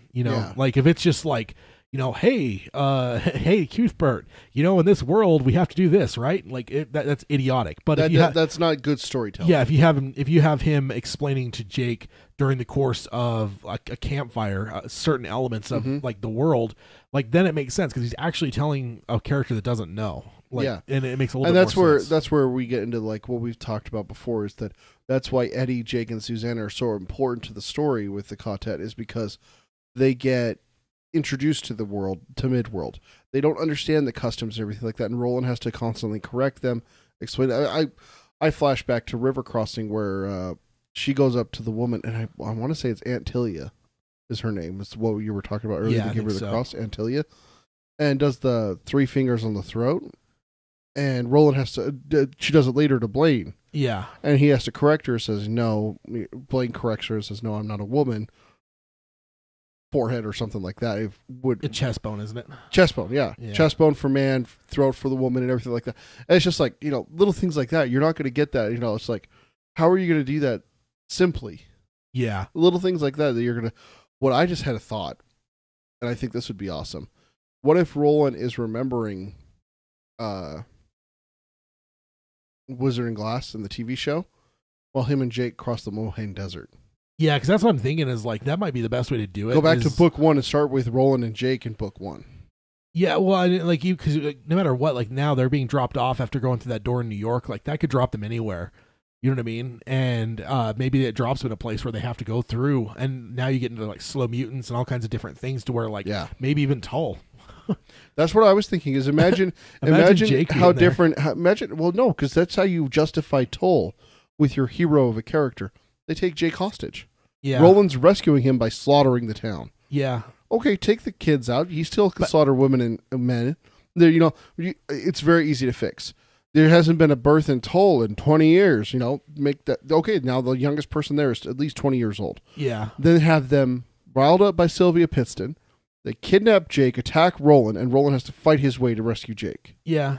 And there, you just fix Toll to where you can do a rated TVMA, because we're talking TV show, rated TVMA with Idris Elba, staying more true to the book, like he talked about, and introducing more about Flag. Because you don't even have to have Flag in that scene. You just have Sylvia telling him what Flag did and everything like that. True. But what if it's both? What if he has to go through half the town to get to Jake, and then the other half is he and Jake going through them? Because there's just there's just something interesting about, like, because of course it drives some people crazy, but I would just love to see Jake going full bore with them. You know what I mean? Like, that would just unloading. Yeah, that would be. I mean, I know that's somewhat dark, but I think that's what I like about it. No, and that's what we're talking about, is that it needs to be more. Yeah, morally ambiguous. Like, to have this young kid also part of this massacre, but and it's like set it up in a place where it's like there is no question, like, this can't be avoided. You know what I mean? Like, there's like, it's either we kill this town or this town kills us. Yeah, one way or the other type thing. So that's definitely one thing that I would, yeah, for sure. But oh man, we're let's see. Check out what Lydia said. This is why it should have been a TV show. You can explore the world in depth, but you expose the audiences just a bit at a time. Exactly. That's exactly what we're saying. Is like you go piece by piece and everything like that. But then also what you do is you make Toll not an end season event. You make that a mid-season event, and then Jake has to struggle with that, the moral consequences of that. He murdered people. Yeah. In self-defense. I mean, murder's the wrong word. He killed people. Yeah. And he has to deal with that. Yeah. Like, it's one thing that he's like, I'm finding all these bad guys, but this is just a town. This is just people. And maybe even have it to where before it all goes haywire, they're in the town normally. Which you get in the Roland's bunking up with Allie. So imagine Jake having a friend, kind of like not necessarily taking it from book 5, but similar to book 5. What if with Benny Slightman? Yeah. What if he finds some kids that he actually and like then it gets that moment when in the final bit there he actually has to shoot that kid down or multiple kids down as they're coming at him with knives or sticks or rocks or whatever. Exactly. That's the kind of stuff that's Dark Tower to me. Even though that's character building too. Yeah. And world building at the same time. That's all three of them at once. Yeah, exactly. Then he finishes up here and says the TV series needs to make it clear that Wizarding Glass is almost a self-contained story with a clear beginning, middle, and end. It's a jumping-off point for fans, old and new, that will work almost as well for those who didn't see the film. And I agree. Yeah, I think all in all, like I said, and I don't want this to come off like that we're haters of the movie, because we like the movie, but we definitely we really did. As we look forward, though, it is one of those things that TV probably would have been better. And as we look forward, thinking television being the future, there's all kinds of great ideas, and I would love to see it. And we've talked about it as well, is that we had our movie, we had our big rolling on the big screen like we both wanted and everything. But I mean, honestly, Ted, at this point, if we switched over and did a 6, 7, 10-year run on TV, I'd be just as satisfied. Yeah. I really would. Yeah. I will say we talked last time about the Stephen King interview where he mentioned that the show would be a reboot. And I think I even said as we talked about that I believe that this isn't necessarily King giving us a definitive thing. I think this is more of King talking out loud and just probably speculating a little bit. Yeah. But over during the course of since the last episode, this episode, and it was even over the last couple days, that's kind of exploded. And now that's like the biggest thing now is everyone's saying definitively the Dark Tower show is going to be a reboot. It's a possibility, but I don't think that it's as certain as people are making it out to be. I would love to see Idris involved more, but as you there just mentioned, even like a 10-year potential more project. That's where I start to look at it and go, maybe Elba can't be part of this because the dude's moved past TV a little bit. Like he's he wants to continue with film. Yeah, I think he's looking to try to be like a big star. I mean, even one of the articles that's been hitting my feed recently is things like, is Idris Elba going to ever be in a position to win an Oscar and things like that. So when you're asking questions like that, I think that like I don't know if that's the kind of dude that's going to sit there and want to do a heavy 10-year heavy television thing after doing 6 years on The Wire. He does Luther, but that's such a small commitment because it's like 5 episodes a season or something English, like that. Right? Yeah. So it's like 3 or 5 episodes a season. Steve just said they're going to have to do a lot to prop up the next project as, quote, this is better than the movie, trust us, end quote. Possibly. I think that like even if Dark Tower fans that hated the movie, I don't see many of those people not watching the show. I'm sorry. I just feel like we're all junkies, and I feel like no matter what, I think that I know what I saw. they're at least going to try it. Yeah, I think everyone's going to at least try it. So if you get good right off the bat, you'll have all the Dark Tower fans sold, and probably hopefully wider audiences too. Hopefully, because you look at like Game of Thrones, that first episode or two, like what is it that caused that to? I mean, but then again, you can't use that as an example because that show's grown so slowly over the years. Same with like Breaking Bad and stuff. Like shows like that got exponentially bigger every year, and maybe that's something the Dark Tower looks at, is that you have a small but steady fan base, but then as it goes, you get bigger and bigger. Right. Okay, and then so now there's a few odds and ends here, nothing too big. So that we talked about the reboot thing, and also there was news that broke that Josh Boone, that we know, that was doing first The Stand, and then he moved on to doing Revival next. Right. He's moved on yet again, and now he is actually doing a adaptation of The Talisman. Yes. And it's interesting because I think I told you at work right before you went on vacation that The Talisman was sold almost immediately after it got published to Steven Spielberg. And he's been dealing with trying to adapt that for a couple decades now.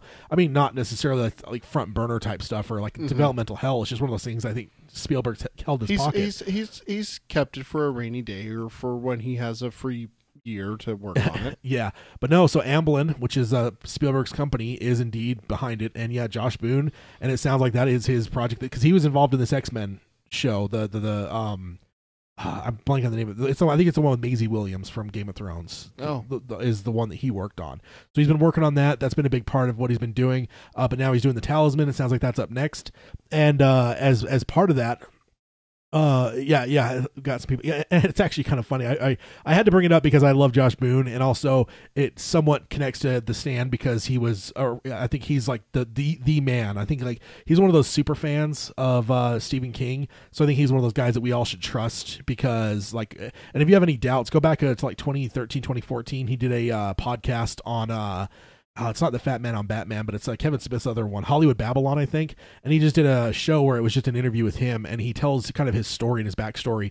And I could tell you 100%, there's very few fans in Hollywood that are bigger fans of Stephen King than Josh Boone. But yeah, it just made me laugh because The Talisman. I'm like, oh, dude, we've been talking so much about Talisman on our show. Yeah, because someone suggested I read it, and then I read it, and we've had a few different people talking about it. And then you've read it and stuff. Someone mentioned in the chat earlier that they're still partway through The Talisman. I don't remember who that was. Yeah, it might have been Pete. Yeah, I know we've had a few different people that were but so it's just kind of funny that like we were. That was happening, then this happened. So it sounds like The Talisman is not necessarily, it's not a back burner thing. It's happening. He's going to write it and direct it. Now, as the last little bit here before we jump over to emails, the last little bit here is as part of this, it was actually posted on Stephen King's official message boards about this news. And someone actually posted and said this, and he says, "I'm not thrilled that Boone is adapting it. Of course, it will go through rewrites depending on how serious they are about pursuing this project. He was attached to The Stand, and I've read reviews of his early drafts. Fans would have hated the ending, which was basically a big superhero-style fight between two factions, and I'm talking the entirety of Boulder and Vegas. As much as Boone is a self-professed fan of Mr. King, I don't think the former has enough maturity and depth to handle the material. Of course, I stand to be corrected. In instances like this, I'm always happy to be wrong." So just kind of like a somewhat of a scathing thing. And actually, surprisingly, someone named Josh Boone chimed in on to Stephen King. Oh, really? Forum, which to me again just epitomizes: is he not just a fan? Like what he's on the forum, that like he's a director that's on like doing these multi-million-dollar like franchises like X-Men and stuff, and he just chimes in on a forum. Like that's a lot more credible than even like Twitter and stuff. That's like, yeah, that's good. And he says, "Hi, Josh Boone here. I happened to come across this and wanted to say that I never wrote a draft of The Stand with anything but the ending from the books. You're referring to a draft that preceded me, which I've actively worked to ensure never got made because it was in no way an adaptation of the book. It was just fan fiction. I am still working on The Stand, and I will be making it next as soon as the New Mutants opens in April as a limited series." So New Mutants is the name of it. And he says, "I've been working on it for 4 years, and I promise you there will be a faithful adaptation of the books, and it will have an incredible cast." Ooh. Dude, I got chills because like The Stand, man. If nothing, it's your book. If nothing, that is yours. And for Dark Tower purposes, we could rope it in because that's Flag. Like that is Flag's biggest stage. I mean, he's a good role in Dark Tower. The areas that he's in, but The Stand, like that's his big one. So for Cody's the one that recommended Talisman. Sorry, he just wrote that in the chat. I had to bring that up. Oh, okay. So yeah, it sounds like Josh Boone is going to do Talisman, and then after that will be The Stand. Nice. So, and he's been working on it during the course of this because I thought he just backburnered it, but sounds like he's been working for 4 years now to do it. So that makes me curious. He says it's gonna have a killer cast. I know. That makes me wonder. Like, so I'm like, who's he talking to? It's like you already have people in mind. You bastard! You made me think it was backburnered. So I'm like super excited by that. I know it's not necessarily totally Dark Tower realm, but it is pretty cool that we got Talisman, which I know has some Dark Tower connections. Yeah, a lot of Dark Tower. That's why it was recommended to us originally. Yep. You're obviously the expert, as I have not read it yet. Yep. And then The Stand obviously has a lot of connections to the Dark Tower, multiple, not even just Flag, but you got like the Plague is in Dark Tower. They go to Kansas in the Dark Tower. Yeah, that is the Plague. What is it? What else is there? Doesn't a Flag in somewhere in the Dark Tower says something? Yeah, to Andrew Quick about someone once said, "My life for you." Yeah, so there's all kinds of connections. Man. Yeah, so yeah, it's a big one. So that's it for the odds and ends. There was actually another story I was going to cover, but because of time, I want to jump to emails real quick. So we're going to jump on over to that, and we'll get to the other story later. The other story was just another thing about the movie, so it's nothing that's super time press. Like it's nothing we're going to be pressed for time, so it's nothing that can't wait till next time. So I wanted to at least dive into a few emails because last time we didn't, and if I went to that next story, I think we probably run out of time again for emails. So I do want to hit emails real quick. So first up is Sandrina from Europe, and I think she is a first-time emailer, and she starts off says, hi all guys. Hi. So thank you so much for doing these podcasts. I have only just discovered them today, looking for some answers after watching the movie yesterday. Love what you are doing. Only listened to the last one, and it made me write this email. Well, thank you, Sandrina. That's awesome. And I apologize that it's taken us this long to get around to your email, but hopefully you're still listening, and if you haven't got the answers to your questions, hopefully we can have some answers for you. And she says, love the books, read them twice, and now finally a movie. I was very curious and generally liked the movie. Some hiccups, of course, not unexpected, but generally liked the movie. We are kind of forced to have an open mind about it since it is declared as a sequel to the books. Idris is great, and so is Tom. Didn't quite like the breaker attack, or didn't quite like the breakers attacking the tower instead of the beams. But hey, it's a new cycle. Absolutely love to see Merlin's rainbow unexpectedly appeared all together, nice and tidy in Walter's cupboard. And of course, Roland in New York is hilarious. I think that, yeah, and it's funny because we kind of just knew that, like when those reshoots happened and we saw the pictures of him with the hot dog, which ended up being like the tail end of the movie anyway. We thought the humor would be there. It turned out the humor was earlier in the film with just the hospital. Specifically, the hospital is probably one of the big ones. And then she goes on and says, however, there is one question I just can't get out of my mind. Sorry for raising something that you might have already discussed in previous podcasts, and never apologize for that because we like rehashing. Yeah, and I think it just kind of fits in with Dark Tower, doesn't it? What with the loop and the cycle and stuff, like that we would just cycle around and talk about some things. I mean, longtime listeners might get a little bit, hopefully they don't get too perturbed about the fact of rehashing things, but I think at times we revisit certain like discussions and arguments and stuff, and there's times I think we end up going deeper and getting more to them. So I hopefully longtime listeners can. Sorry, go ahead. I'm just saying, hopefully longtime listeners can bear with us through some repeats because I enjoy it. No, also one of the things also is that now that we got the chat, we can have people give us their opinions as direct input.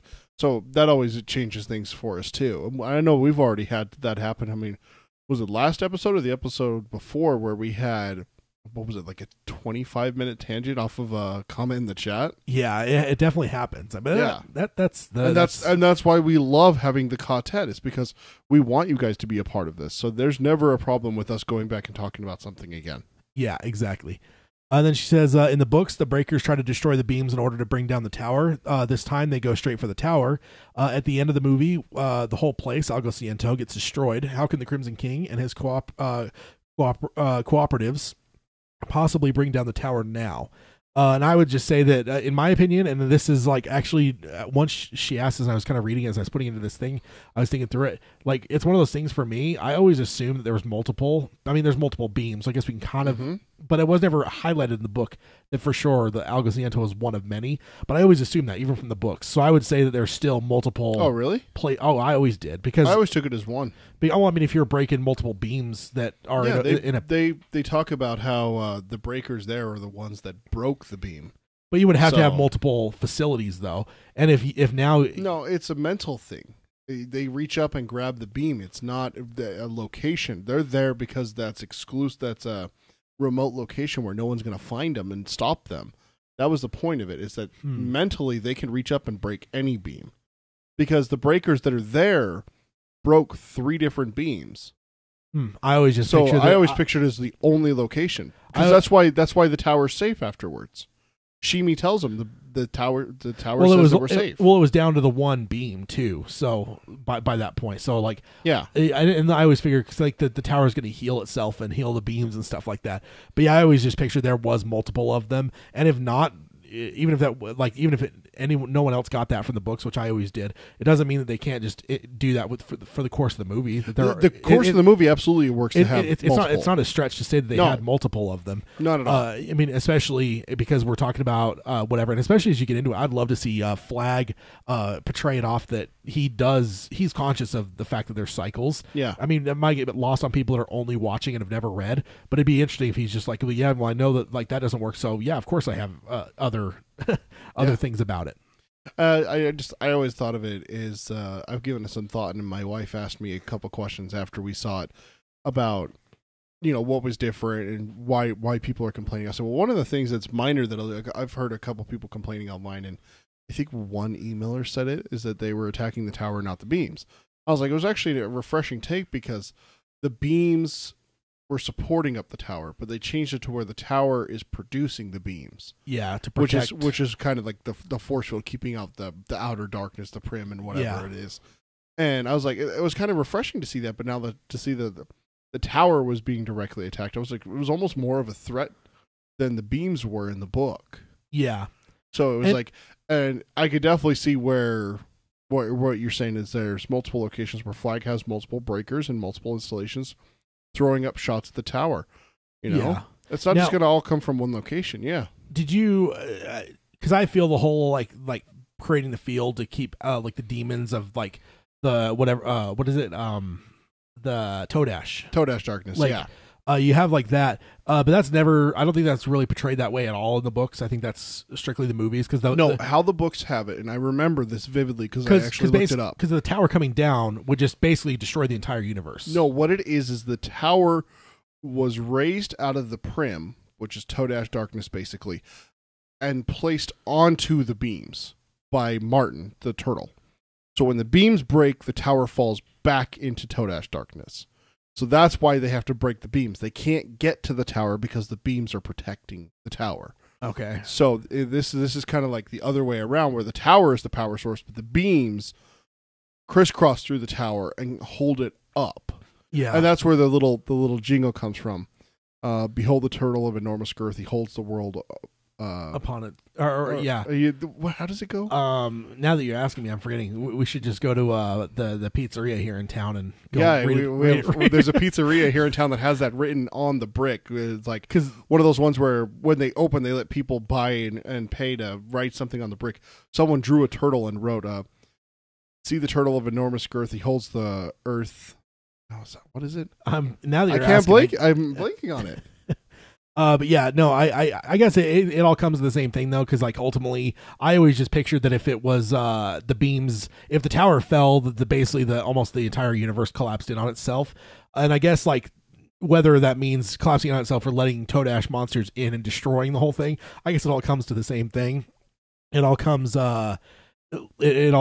like full circle to like the same resolution. So Lydia answers here. See the turtle of enormous girth, on the back he holds the earth. That's what it was. See, Thank you, Lydia. I was holding earth as the earlier thing. I think that's because that's the way your mind was going. Your thoughts are polluting my mind. But yeah, I would say that's I don't know. That'd be. Yeah, so it's it's not much of a change, really. It's either our world exists and the beams protect us from the monsters getting in, or it's they break the beams, the tower falls back to where the monsters are. Yeah. So, and then she goes on here and says they would need to find a new location, find and collect new breaker children, facilitators, and of course the famous brain food. And this seems a hell of a journey to reestablish a new Algo. This isn't the question yet. Here it is. Unless Sombra Corp is going to find a new way altogether to bring down the tower. And if so, what could that be? Now that's an interesting thing. What if it's not anything to do? What if they just give that up because that's done now? I mean, be it Algo falling, and then like maybe Flag was only using it because it existed, but once it is gone, it's one of those things like, okay, we're going about this a different way now because there was only one machine that could launch the breakers. Maybe it was energy. Maybe it's even one of those things that's why that carries over from the previous, because Flag knows if he's outside of it to where he knows that he's repeating it, why would he keep going back to the same thing when it fails? Maybe he's only going back to it because I know I have the facilities there. I may as well use what I've got there. But now once that's gone, okay, cool. Plan B, motherfuckers. Like that's well, if he brings the tower down, does Roland fail? Well, see, I think that's where we got back into months ago when we had the discussion where I think that's what makes Flag so interesting is what if he's just trying to destroy the whole thing to stop Roland's cycle, to stop himself from being in this horrible committing suicide to end the cycle. Yeah. But it just makes me wonder, okay, so Roland's cycle is getting to the tower. But if the tower is destroyed, everything ceases to exist. Yeah.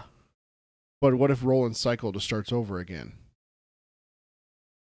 Well, I think that's why he's also trying to kill Roland. I think that's because I think if he kills Roland in his mind, if he kills Roland, and then if he's able to get into the tower, then he can potentially, then break the cycle. Then, yeah, well, that's the thing is Flag tries to kill Roland. Yes, I will give you that.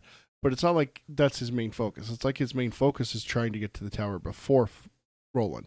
Thus the Mordred stuff and everything. Yeah. And then Andrew Quick, he sets that trap for them using him and everything. And it's just like, it almost seems like he has to get to the tower. So bringing it down, it's the Crimson King's plan, not Flag's. Yeah. Well, I still think that he might be trying to usurp the Crimson King and just doing his own thing to potentially even become right. Whatever. And that's what I'm saying is that if we're going to talk about bringing the tower down, that's not Flag.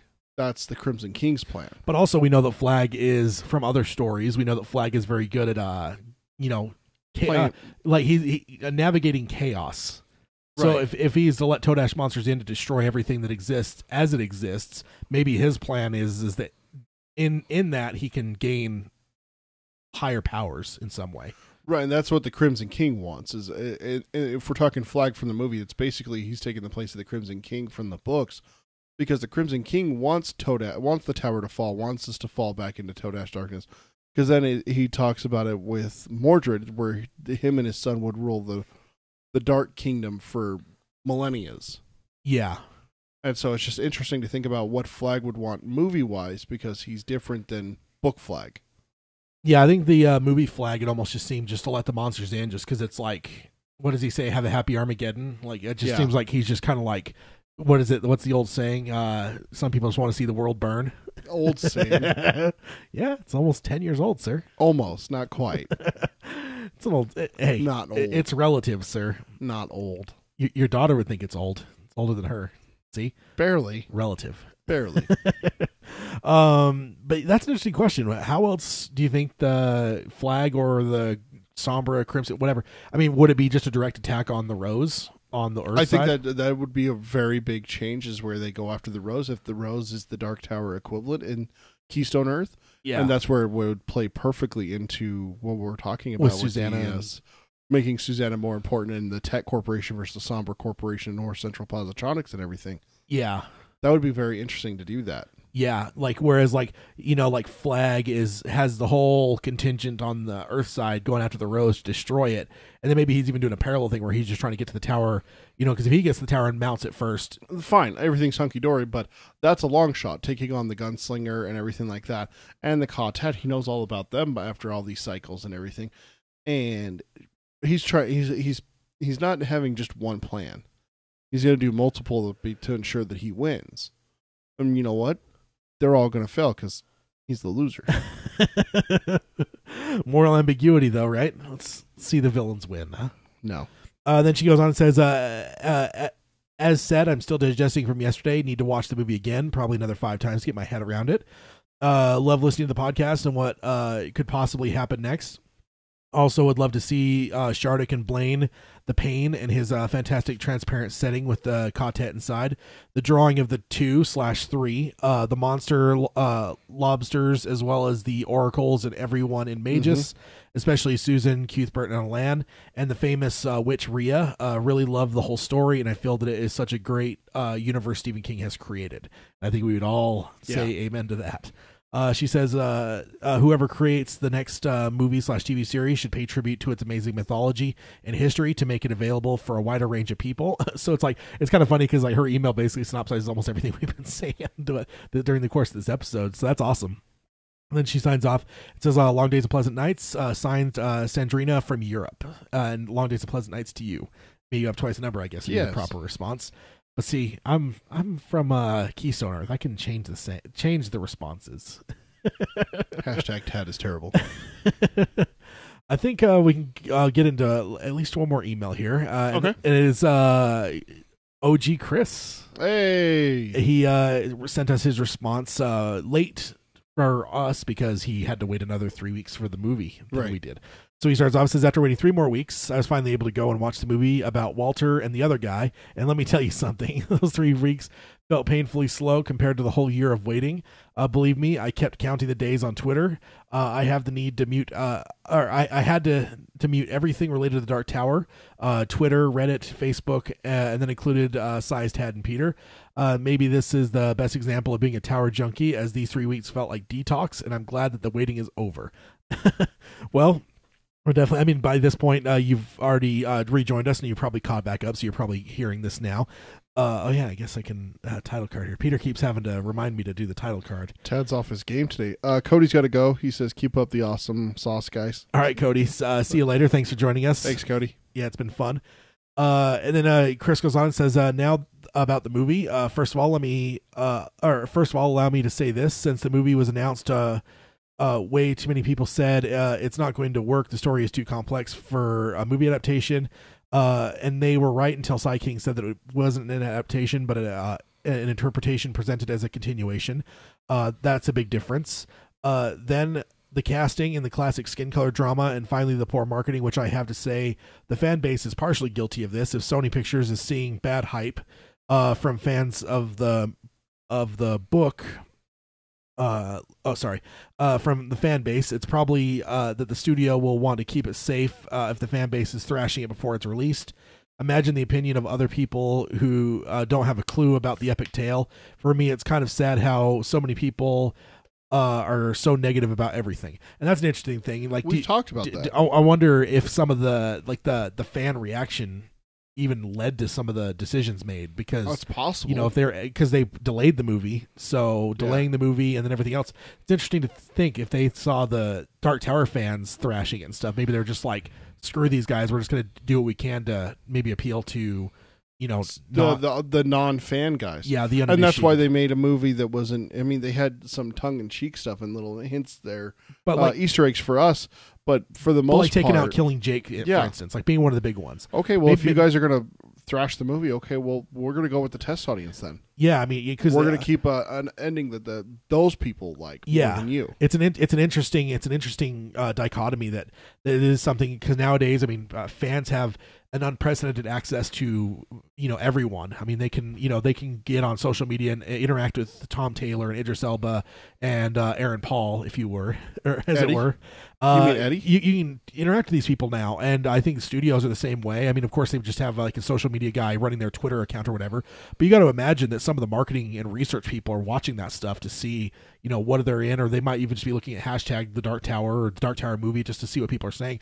So it's really it's more so than probably ever in history, what fans are saying might actually be somewhat of a impact on things, whether that's for the good or ill. The other thing also is to think about it from the other side. Excuse me, you're talking about the fans having more access to say stuff like this, but also the other side of it is the studio has more access to more fans. talk about test audiences in the 80s. What it was people going to the movie. Yeah. That was it. Yeah. Now, you release a trailer and you can sit back in your office in California and have 3 guys sitting there, like you said, following the Twitter and stuff like that, and they can churn out real-time data to the executive saying, look, this is looking good. This is looking bad. Yeah. This is what they are complaining about in the trailer. This is what they did. This is what they liked. Yeah. You know, and the studio's having access to that, you know, maybe it's a double-edged sword. Okay, well, it's good if you focus on the good, but it's bad if you focus on the bad. Yeah. And that's kind of like what Lydia says here is that negativity is just so popular on the internet. Yeah. Honestly, it is. And that's the problem, is that they focus so much on the negative, and they're like, oh, well, we got to fix that. Well, instead of focusing on the positive and what are we doing right? Yeah. You know? Yeah, and like I think a lot of the negativity was there before we even got into seeing a lot for us to be positive about, you know, for the people that are more positive. Like, I'm trying to think, like, I think, like, there's been so much negativity almost from the word go with this that it's, I don't know, it's interesting. Well, it's like what I talked about when I thrashed the critics that one time. How can you go in positive when you didn't finish the books because you didn't like them? Yeah. You know, that one reporter that's like, you know, I never finished the books because I couldn't stand them. It's like, well, how am I going to trust your opinion to be unbiased? Yeah. And then there's someone that's like, the one guy you read here on the show is like, well, after being in developmental hell for 10 years, it's like this movie finally crawled its way onto the screen or something like that. It's like, okay, well, you don't exactly sound objective. Yeah. Like you're dogging it because it's been in developmental hell. Yeah. You know, I mean, it just seems like it got a very unbiased opinion of it. And the problem, a lot of it is, and we've talked about this, you avoid the Dark Tower subreddit for this reason. Yeah, anymore I don't go because I'm just so sick of like just the I maybe it's just as a Reddit person that follows Reddit a little bit, I look at it and like the term is circle jerk, and it just feels like to me the whole subreddit now is just circle jerk for how bad the movie sucked, and I'm like, well, I don't agree with it, and honestly I'm not really interested in engaging the kind of like dialogue I'm seeing on there. So I mean, I'm still subscribed, but I rarely look at it. I usually like see a title, I don't even click on it to like go into it. I just no, it's not doing it. Yeah, it's not interesting to me at all anymore. And then Chris goes on and says, gladly the other side of the coin comes with fans and many other people who, like me, got super excited and hyped to see the movie about one of our favorite tales ever. Even with the poor Rotten Tomatoes and then the so-called hardcore fans' low score, I didn't care. I wanted to see the movie so badly. And I would say that the fan score is still not necessarily terrible. Definitely not as bad as the critic score. But also I'd say that it would be different if you actually looked at what Dark Tower fans said. Because I'd say by and large we've had mostly positive. I mean, there's been some people that didn't like it, completely didn't like the movie. Some people that had some issues with it, but overall, like, I wouldn't say that here on like in our realm, and I will say that we're positive, so that might also be creating some sort of a bias that people that are a little bit more positive about things might be finding our podcast, and maybe the really negative people are shutting our podcast off. And I don't necessarily want like them to feel unwelcomed, but like just negativity for the sake of negativity is never going to like play here necessarily. Right. But I'm welcoming for people to email and actually give me like constructive and real criticisms of the movie and tell me why they didn't like it. I'm totally open to that. I want this to be Palaver friendly for everyone, but yeah, overall we've had a lot of good experience, a lot of good reactions. Well, we had it was 3 or 4 episodes ago. We had someone who's like, you know what, I don't like it, and here's the reasons. And we made a point of saying, because they were like, oh, if you don't want to read this on the air, I understand that. And it's like, no. Yeah, no, we understand. I want to. We understand that people are going to have problems with it. None of us are the same. Yeah. I had a problem with it. Tad had a problem with it, but it wasn't the same problem. Yeah, you know. Different things bug different people different ways and everything like that. But the thing is like, and Tad's pointed this out, and the way he said it, I'm going to rehash it because this is it. If you come saying that you hate it and have nothing else to say, what are we going to talk about? There's no conversation. There's no conversation. Yeah. But if you come with saying... That's a tweet. That's a 140 character tweet where it's like, this movie sucked, and then you peace out. Yeah. Like this, what we're doing here, like this is more of a context of like a blog or a message board. I don't want to just hear a one sentence statement. I want to hear a statement, then I want to hear why that statement exists, because this is a long form story, long form with this podcast especially, and that's what we want. That's why we'll welcome any opinion process or opinion, so long as it's actually like backed up and talked about in an educated manner. I don't want to just, this movie sucked.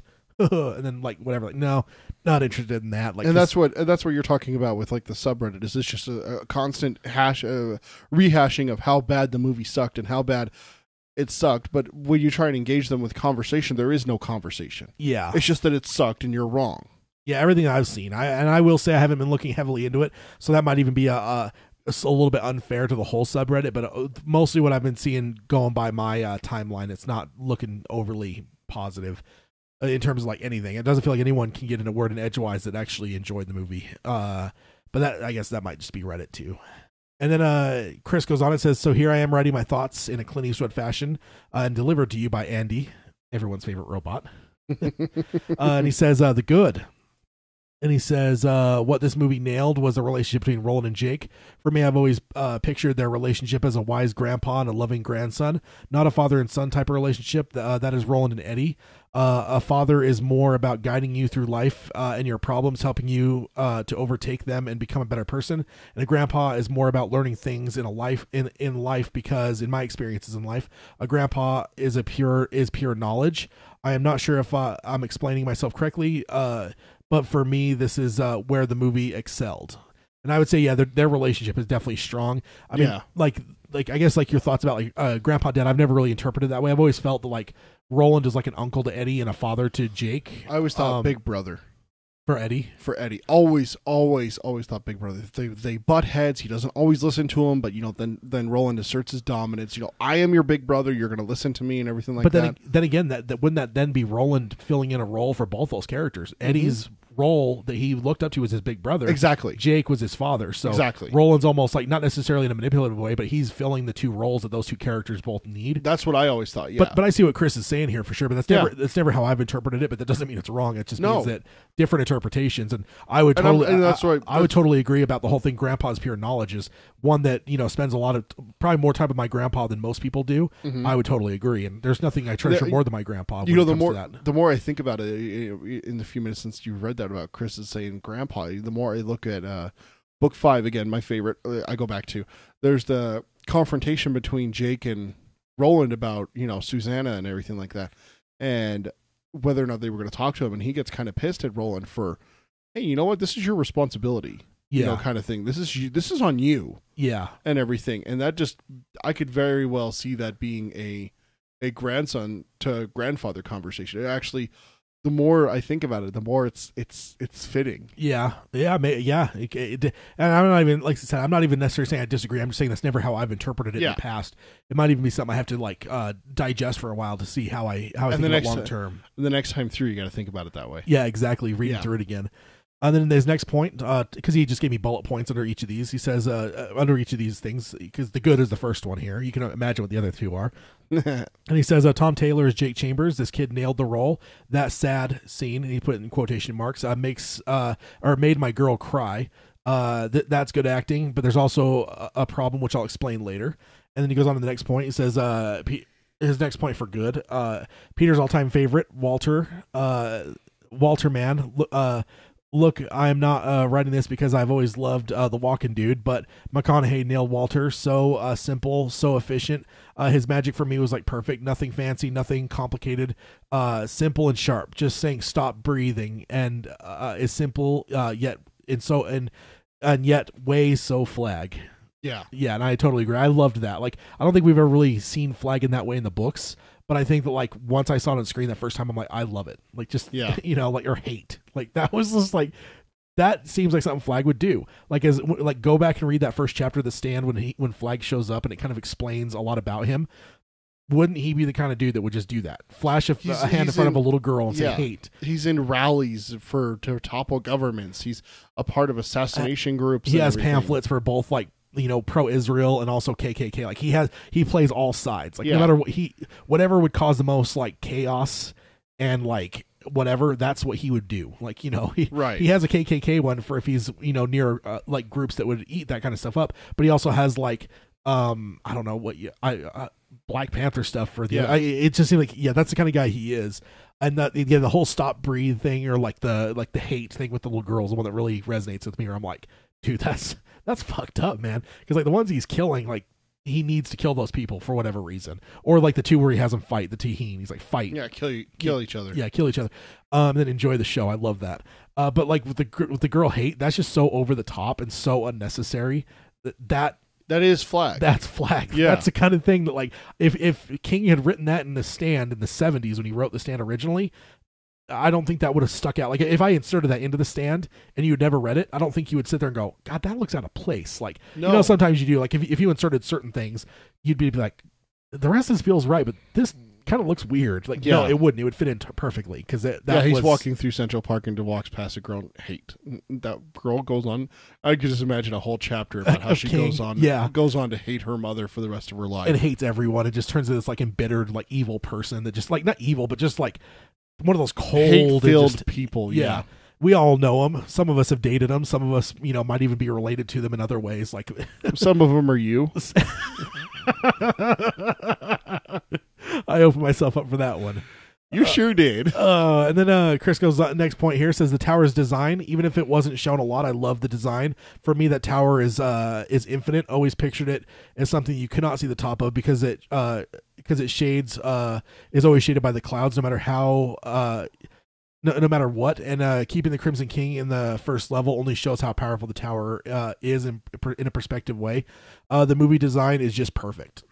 Yeah. I would say that I would agree overall. I think the tower is one of those things, like, I think I've pictured different ways when different times I've read it, and even different portions of the book when they talk about the tower, different pictures might be in my mind. Like, you got like the ones that are a little bit more straight cylindrical, like almost like medieval. You got ones that are more like jagged, like our logo and stuff. And like, I think I've gone to all of those in my mind, but like the way that they portrayed it in the movie, I think like is perfect. Like it works for me. Like it is really well done. Yeah. Then his next point, all the Easter eggs. Boy, I was like a child on Christmas, watching the movie and smiling every time one appeared on screen. I even had a wild dream to watch Blaine when it was revealed that Algociento was beyond the wastelands. Because did you even? I mean, we knew it was a short movie when they mentioned that it's over on the other side, like it's way on the other side of the wastelands. Was there even part of you that wondered, like, what would that journey look like? No. For the movie? I mean, I didn't know. No, I did. I was just like, oh, I bet you a train can get you there real quick. I know a guy. Then he says, fun fact, my girl told me that while watching the movie, is that monster, and then it says in parentheses, the monster that battles, where Roland gets poisoned, is a mix between Bob Gray and Lobstrosities. Oh. Bob Gray being, of course, Pennywise. I don't think that was portrayed in the movie. So if you're not one that's read the It book, that may slip by you. But that's an interesting. I think it's definitely. I mean, because like, would you say that It is a Toadash monster? No, it's an alien. It comes from. It's an interdimension being. But it could be. Yeah. Yeah, I've always kind of interpreted it might be a Toadash monster. So. Okay. I mean, if not, it's maybe even a cousin of It, and Lobstrosities might be some sort of creation from. What if that's just like some Toadash monster that some way centuries earlier got through somehow, and then interbred with things and eventually turned out Lobster. There's all that's what I love about this universe. It could always there's all kinds of possibilities. It could definitely be. And then he says, finally, that Oi cameo, and he says in quotes, based on the HBO Animals, I confess I sort of yelled, Achu, and then in parentheses says Achu is how Oi is translated in Spanish. I think most of us, I think that's one of those things where I kind of could take the temperature of the room, whether there's Dark Tower fans, because if I heard people laugh or make some sort of vocal whatever, I kind of knew, okay, that's a Dark Tower fan. I did my classic when that scene came on. Yeah. And then his last point in good, he says, we didn't have the infamous palaver between the cool man in black and the gunslinger, but hey, the battle between them I liked, and the way that Roland defeated Walter. So gunslinger, I have to always tell my girl Roland is not just a gunslinger but the gunslinger. And I think that's definitely true. And then he goes on to the bad. So we have the good and the bad here. And he says, the movie, not starting with the Men in Black fled across the desert and Gunslinger followed. I know it appeared later, but still. And I think maybe Mr. King would agree with you on that, because he was pretty stern. He's like, absolutely, I told him it had to start with that. So I wonder how he even feels about that they kind of like somewhat didn't take his advice. Like, they left it in the movie, but they moved it around to where it wasn't the opening of the movie. Wonder how he feels about that. I'm sure we might hear about it at some point. I don't think Steven's one that necessarily keeps his opinion to himself. No. Which is a good thing. Yeah. I like that, especially as one that talks about this stuff. It's always good when you have a guy like that that's a little bit more shoot from the hip. That's true. And his next one here, he says, the question on the air for this, imagine yourselves like somebody who doesn't know anything about this tale. The story goes, there's a tower and it keeps monsters out of reality. An awesome dude in black wants to destroy it to let those monsters get in and rule over them. Peter's shaking his head. The awesome dude in black wants to accomplish this by using kids with powers, but is taking time and resources. Then the kid with supermental powers appeared and comes with the classic X-Men cliche. So a battle between the awesome misinterpreted as bad and also the awesome good guy for I love it. He just like sticks it in the side for you there, just dagger in the side. And the awesome good guy for him is what decides everything, oversimplification. More or less, and maybe the reason behind the bad critics and scores, which it might, because that is kind of a little bit more of a simplification of things when it comes to the end of it. Being coming down as like a, whatever, like Jake being like the driving force, and like you just have the battle versus good and evil to like. Yep. It is kind of like something that we've seen a number of times in different ways. Mm-hmm. And then he goes on and says, to agree with people who said that the movie needed more screen time, it needed to develop more characters. Not try to tell more. And not to try to tell more about the story itself, because that's way too complex. Look at the books. The Gunslinger is about Roland, Jake, and Walter, and not about the tower, and it totally works. Because if you're not a fan, a lot of questions are still in the air. Although it may grab some people into reading the books to find out more about the tale. So yeah, I think like again, add another 20 or 30 minutes and allow that to expand some people, and that would have probably fix this problem that he's talking about. Yeah. And a lot of us have said, I almost think that's almost like not necessarily the magic bullet to like fix everything, or the golden bullet to like whatever. Yeah. Or silver bullet, I mean. But it is one of those things I think it could have helped a lot. It could have. A lot of things. And then his last point for bad, he says, giving some truth to the lie that Peter always says that Randall Flagg's a bad guy. Even with all this coolness, this version of the Walking Dude, I must admit, is a bad guy. That scene with Jake shows how bad this dude is, and why you don't fuck with him. I just simply don't. Burning his mom and leaving the image to Jake to watch, and his classic smiley face. And he says, awesome RF reference. Not cool. Also, I'm in denial, in honesty. What I don't like about this is that about this Walter is that he is not that simple. Quote, destroying the tower to let all the darkness enter and rule. Nope, Randy is way more complex than that, and I would agree with that. I don't think that, because we even alluded to that earlier in this this conversation, this larger conversation. What was Flagg's goal in the movie? Like, whereas in the book, like we've had multiple discussions about the potential goals that Flagg might have and what could be his motives. The movie feels a little bit less direct, or a little bit more direct, a little bit more on the nose, which leaves less for conversation and maybe a little bit less interesting. Yeah. And then last up, The Ugly. After the movie finished, I wanted more. Like any Tower junkie, I left the movie theater happy, but I was with a hunger for more. I'm starting my third cycle in the upcoming weeks after I finish reading a couple of books I'm currently on. And he says, by the way, read Ready Player One. It's a book I'm sure you'll enjoy. I think that's one that gets... I think 5 or 6 people have told...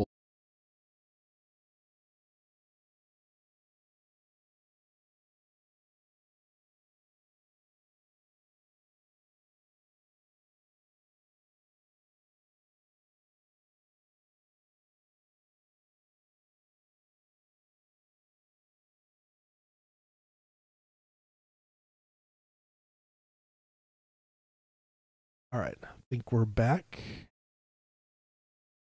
Yeah, now I think. Sorry about that, guys. Looks like we lost you for a bit. And he goes on and says, the ugly truth, we have to admit and stick to the high possibility there isn't going to be another movie. It's not about all the critics and scores. It's about reality.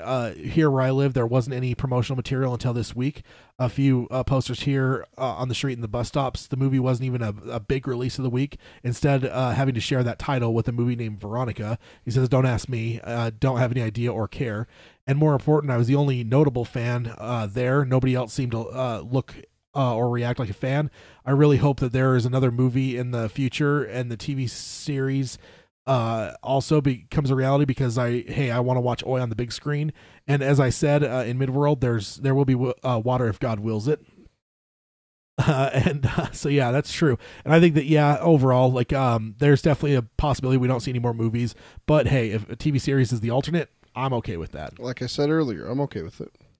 And then he finishes off here and says, now I must start catching up on your podcast. I'm finally able to rejoin the Palaver. In the meantime, I'll probably go and watch the movie another 2 times. One with my father, who is also a fan, and another time just for pleasure because I like the movie. And then he signs off, long days and pleasant nights.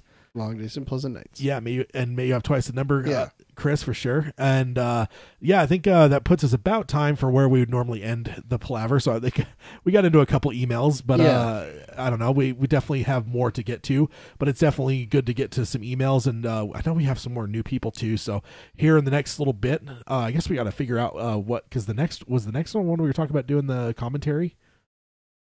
I think that can wait. Let's get caught up on emails first. Yeah, so I think yeah.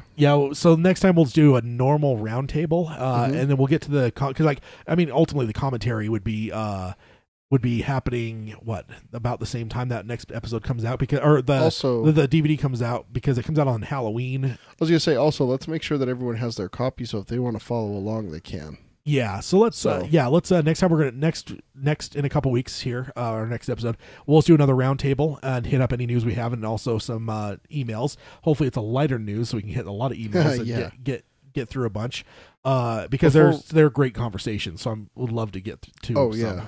But speaking of great conversation, before we close out, I wanted to read Lydia's last comment here. She said, "Okay, I wish filmmakers could just go with their vision without so much influence from general audiences.